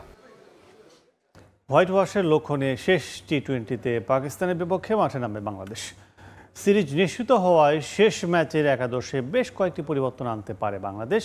অন্যদিকে টানা 2 ম্যাচ হেরে চাপে পাকিস্তান, তারাও মরিয়া শেষটা জয় দিয়ে করতে। মিরপুর শেরেবাংলা ক্রিকেট স্টেডিয়ামে ম্যাচ শুরু হবে সন্ধ্যা 6টায়। উইকেট নিয়ে নানা আলোচনা থাকলেও জয়ের ধারাবাহিকতায় বাংলাদেশ। শ্রীলঙ্কার পর লিটন দাসের নেতৃত্বে ঘরের মাটিতে পাকিস্তানের বিপক্ষে সিরিজ জয়। টাইগারদের সামনে হোয়াইট ওয়াশের হাতছানি। গেল মে জুনে ঘরের মাটিতে বাংলাদেশকে ধবল ধোলাই করেছিল মেন ইন গ্রিন। সেই প্রতিশোধ নেওয়ার সুযোগ লিটন দাসের সামনে। দ্বিতীয় ম্যাচে জয় পেলেও ম্যাচটা একটা সময় হাতছাড়া হয়ে যাচ্ছিল টাইগারদের। ক্যাচ আর গ্রাউন্ড ফিল্ডিংয়েও বাংলাদেশ ছিল স্লো, যদিও শেষ পর্যন্ত মাসুল গুনতে হয়নি। শেষ ম্যাচে তাই চ্যালেঞ্জ থাকবে সেই ভুলগুলো শুধরে নেয়ার। সিরিজের প্রথম ম্যাচ জিতলেও উইনিং কম্বিনেশন ভেঙে দ্বিতীয় ম্যাচে মাঠে নামে বাংলাদেশ। সফল হয়েছেন লিটন দাস। সিরিজ নিশ্চিত হওয়ায় তাই এই ম্যাচে একাদশে পরিবর্তন আসবে অনেকটা নিশ্চিত। গেল ম্যাচে রিশাদ হোসেন ছিলেন বেশ খরচে, যদিও গুরুত্বপূর্ণ উইকেট নিয়েছেন। তার জায়গায় একাদশে সুযোগ পেতে পারেন নাসুম আহমেদ। ওয়ার্কলোড ম্যানেজমেন্টের বিবেচনায় তানজিম সাকিবের পরিবর্তে একাদশে জায়গা হতে পারে সাইফুদ্দিনের। ব্যাটিং অর্ডারে খুব বেশি পরিবর্তনের সুযোগ নেই। ওপেনিংয়ে গেল ম্যাচে সুযোগ পেয়েছেন নাইম শেখ, যদিও ব্যর্থ হয়েছেন নিজেকে প্রমাণে। তবে এই ক্রিকেটার আরও একটা সুযোগ পাচ্ছেন। ইমনকে বিশ্রাম দিয়ে ওপেনিংয়ে ফিরতে পারেন আইসিসি র্যাঙ্কিংয়ে বড় লাফ দেয়া তানজিদ তামিম। একাদশে পরিবর্তন আনলেও জয় পেতে মরিয়া বাংলাদেশ। কনফিডেন্সটা 4 in a row ম্যাচ জিতা, তো অবশ্যই আমাদের টার্গেট থাকবে ম্যাচ জিতা। অন্যদিকে পাকিস্তানের সামনে হোয়াইট ওয়াশ এড়ানোর লড়াই। এসিসির সভা করতে ঢাকায় পিসিবি সভাপতি মহসিন নাকভি। তার সামনে নিশ্চয়ই চাইবে একটা জয় দিয়ে সিরিজ শেষ করতে। তারুণ্য নির্ভর দল নিয়ে নানা সমালোচনায় পাকিস্তান। কন্ডিশনের বিবেচনা মানিয়ে খেলতে পারছে না ক্রিকেটাররা, এমন মন্তব্য করেছেন সাবেকরা। শেষ ম্যাচ জয় পেতে সেরা একাদশ নিয়ে মাঠে নামবে পাকিস্তান। সেক্ষেত্রে বেশ কিছু পরিবর্তন আসতে পারে পাকিস্তান একাদশে। তারেক হাসান শিমুল, সময় সংবাদ, ঢাকা। অধিনায়ক হিসেবে দারুণ এক রেকর্ডের সামনে লিটন কুমার দাস। বাংলাদেশের প্রথম ক্যাপ্টেন হিসেবে 3 ম্যাচ সিরিজে দেশ ও দেশের বাইরের প্রতিপক্ষকে ক্লিন সুইপের সুযোগ এলকেডির। এর মধ্যে অন্তত 10 ম্যাচে বাংলাদেশকে নেতৃত্ব দিয়ে জয় হারের শতাংশে অন্য সবাইকে ছাড়িয়ে গেছেন এই উইকেট কিপার ব্যাটসম্যান। পাকিস্তানকে হোয়াইট ওয়াশ করলে দলগত র্যাঙ্কিংয়েও এক ধাপ এগিয়ে যাবে বাংলাদেশ। 2 সপ্তাহ আগেও দেশের ক্রিকেট নিয়ে আশা দেখার মানুষের সংখ্যা খুব একটা ছিল না, কিন্তু 10 দিনের ব্যবধানে বদলে গেছে সেই চিত্র। যে ফরম্যাটে সম্প্রতি সবচেয়ে বেশি ঢুকেছে বাংলাদেশ, সেই টি-20তে টানা 4 জয় দৃশ্যপট অনেকটাই বদলে দিয়েছে। ব্যাক টু ব্যাক সিরিজ জিতে ক্রিকেটের হারানো ইমেজ ফিরতে শুরু করেছে। যে লিটনকে ওয়ানডে দলে নেওয়া হয়েছে তুমুল সমালোচনা, সেই এলকেডি খোল নলচে বদলে দিয়েছেন টি-20 দলের।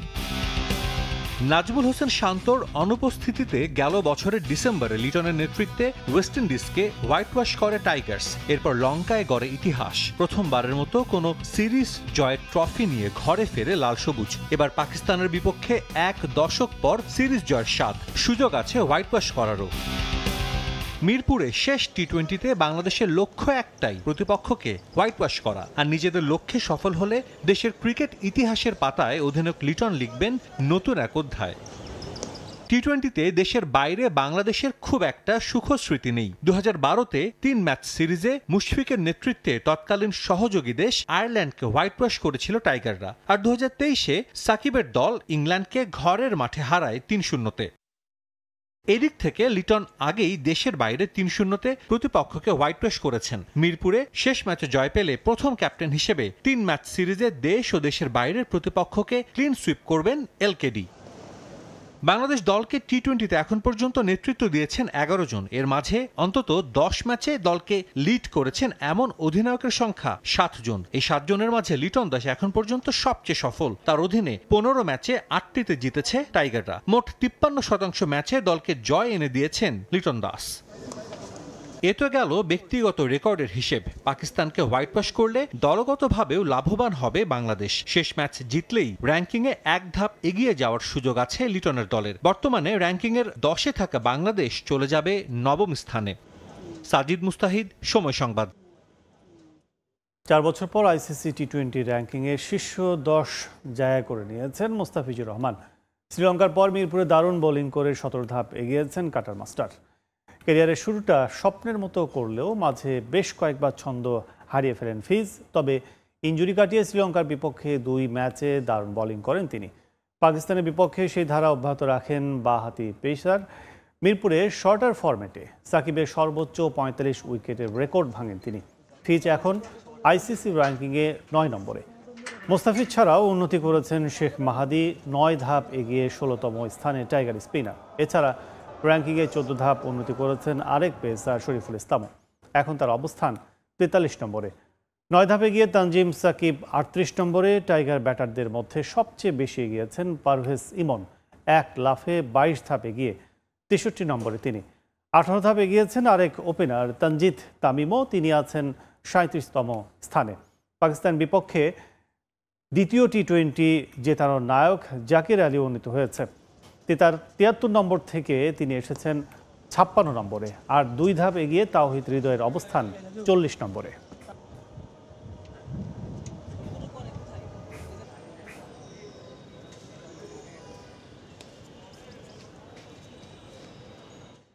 কঠিন উইকেটে কিভাবে ব্যাটিং বোলিং করতে হয় তা পাকিস্তানকে শিক্ষা দিয়েছে বাংলাদেশ দল। টাইগারদের কাছে সিরিজ হারের পর নিজ দলকে নিয়ে এমন মন্তব্য করেছেন সাবেক পাকিস্তানি অধিনায়ক রমিজ রাজা। পাকিস্তান দায়িত্বজ্ঞানহীন ব্যাটিং করেছেন বলেও মনে করেন সাবেক পিসিবি সভাপতি।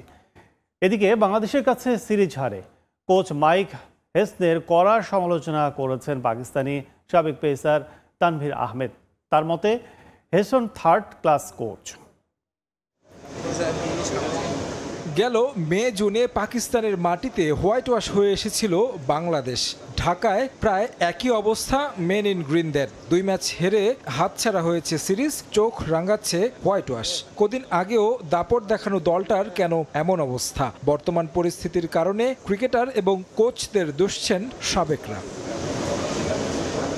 বাংলাদেশ পাকিস্তান সিরিজে ধারাভাষ্য দিতে ঢাকায় পাকিস্তানের সাবেক অধিনায়ক রমিজ রাজা কমেন্ট্রি বক্স থেকে দেখেছেন 2 দলের খেলা। দ্বিতীয় ম্যাচ হারের পর তাই ক্ষোভ ঝাড়লেন পাকিস্তানের উপর। একই সঙ্গে প্রশংসা করেছেন বাংলাদেশের। কঠিন উইকেটে কিভাবে খেলতে হবে তা দেখিয়ে দিয়েছে টাইগাররা। বিশেষ করে প্রশংসা ঝরল জাকের আলীর ব্যাটিংয়ের। তবে পাকিস্তানের ব্যাটাররা কেন ব্যর্থ হয়েছে তার ব্যাখ্যাও দিয়েছেন এই সাবেক বোর্ড প্রধান। তার মতে কাণ্ডজ্ঞানহীন ব্যাটিং ছিল সালমান আগাদের, যেখান থেকে বের হয়ে আসতে না পারলে হোয়াইট ওয়াশ হতে হবে পাকিস্তানকে। बांग्लादेश को बहुत बहुत मुबारक क्योंकि उन्होंने फिर বাংলাদেশ দারুণ ক্রিকেট খেলেছে, তার জন্য অভিনন্দন। তবে তারা পাকিস্তানকে শিখিয়েছে কিভাবে কঠিন উইকেটে ব্যাটিং ও বোলিং করতে হয়। যদিও লিটনরা বেশ কিছু ক্যাচ মিস করেছে। ফাহিম আশরাফ আউট না হলে হয়তো পাকিস্তান জিতে যেত। তবে প্রথমে 15 রানে যখন 5 উইকেট হারিয়ে ফেলেন তখন ম্যাচ জেতা অনেক কঠিন। জাকের আলীর 50-তে বাংলাদেশ 132 রানের সংগ্রহ করেছে। লো স্কোরিং ম্যাচ হলেও ম্যাচে টান উত্তেজনা ছিল, কিন্তু কঠিন উইকেটে কিভাবে খেলতে হবে, একাদশ নির্বাচনেও দক্ষ হতে হবে। পাকিস্তান এখানে সব নতুন ক্রিকেটার খেলিয়েছেন, কিন্তু একজনও নিয়মিত স্পিনার ছিল না। এমন পিচে বিশেষায়িত স্পিনার দরকার ছিল যারা অভিজ্ঞতা কাজে লাগাতে পারতেন, যেটা রিশাদকে নিয়ে করেছে বাংলাদেশ। কঠিন উইকেটে খেলার আগে এই বিষয়গুলো টিম ম্যানেজমেন্টকে বিবেচনায় রাখতে হবে।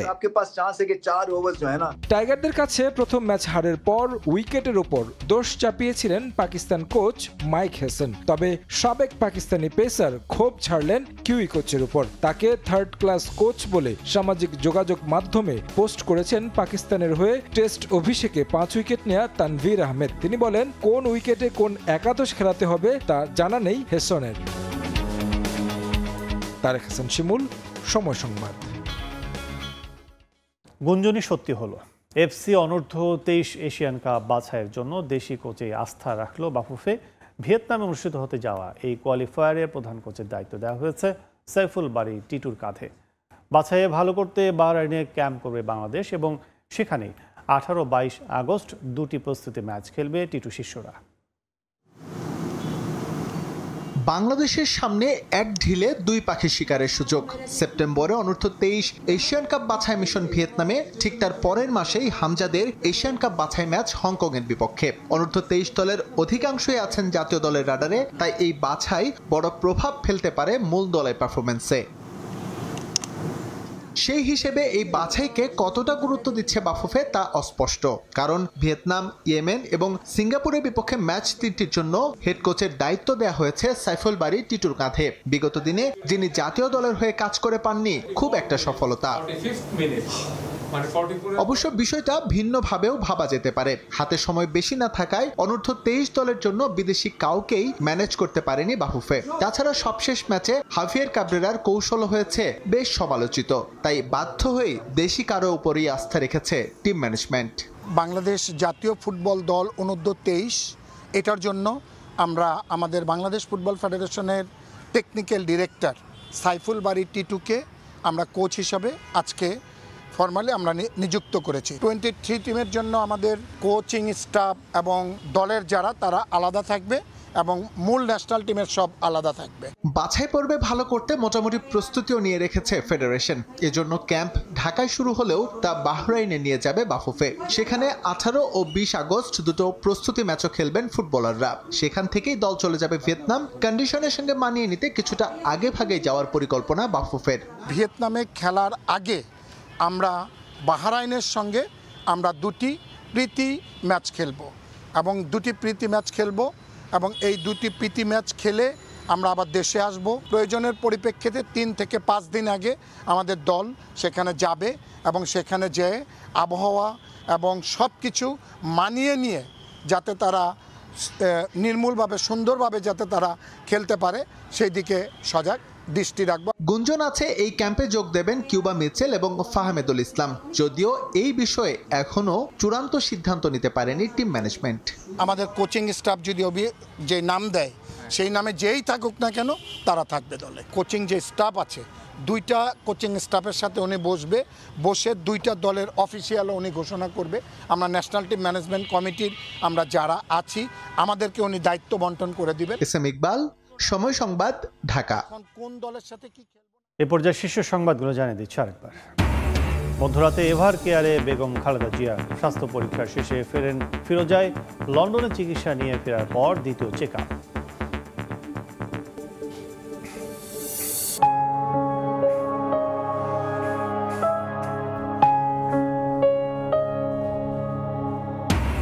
মাইলস্টোন ট্র্যাজেডিতে কেউ হারিয়েছে সন্তান, পরিবারের একাধিক সদস্য।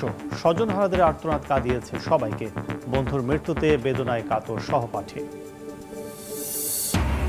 উৎসুক জনতার ভিড়ে মাইলস্টোনে ব্যাহত হয় উদ্ধার কাজ। ব্যাঘাত ঘটে হাসপাতালে সেবাদানেও। ভাইরাল হওয়ার মানসিকতা পরিহারের আহ্বান সংশ্লিষ্টদের। সরকারের বিরুদ্ধে এনসিপির প্রতি পক্ষপাতমূলক আচরণের অভিযোগ বাম রাজনীতিকদের। সুষ্ঠু নির্বাচনের জন্য লেভেল প্লেইং ফিল্ড নিশ্চিতের আহ্বান নেতাদের। এবং মোবাইল সিম কেনার সীমা 15 থেকে 10-এ নামালো সরকার। 67 লাখ সিম বন্ধ হচ্ছে অক্টোবরে। নতুন সিদ্ধান্তে মিশ্র প্রতিক্রিয়া গ্রাহকের, সেবা কেন্দ্রের সহায়তা নেওয়ার আহ্বান।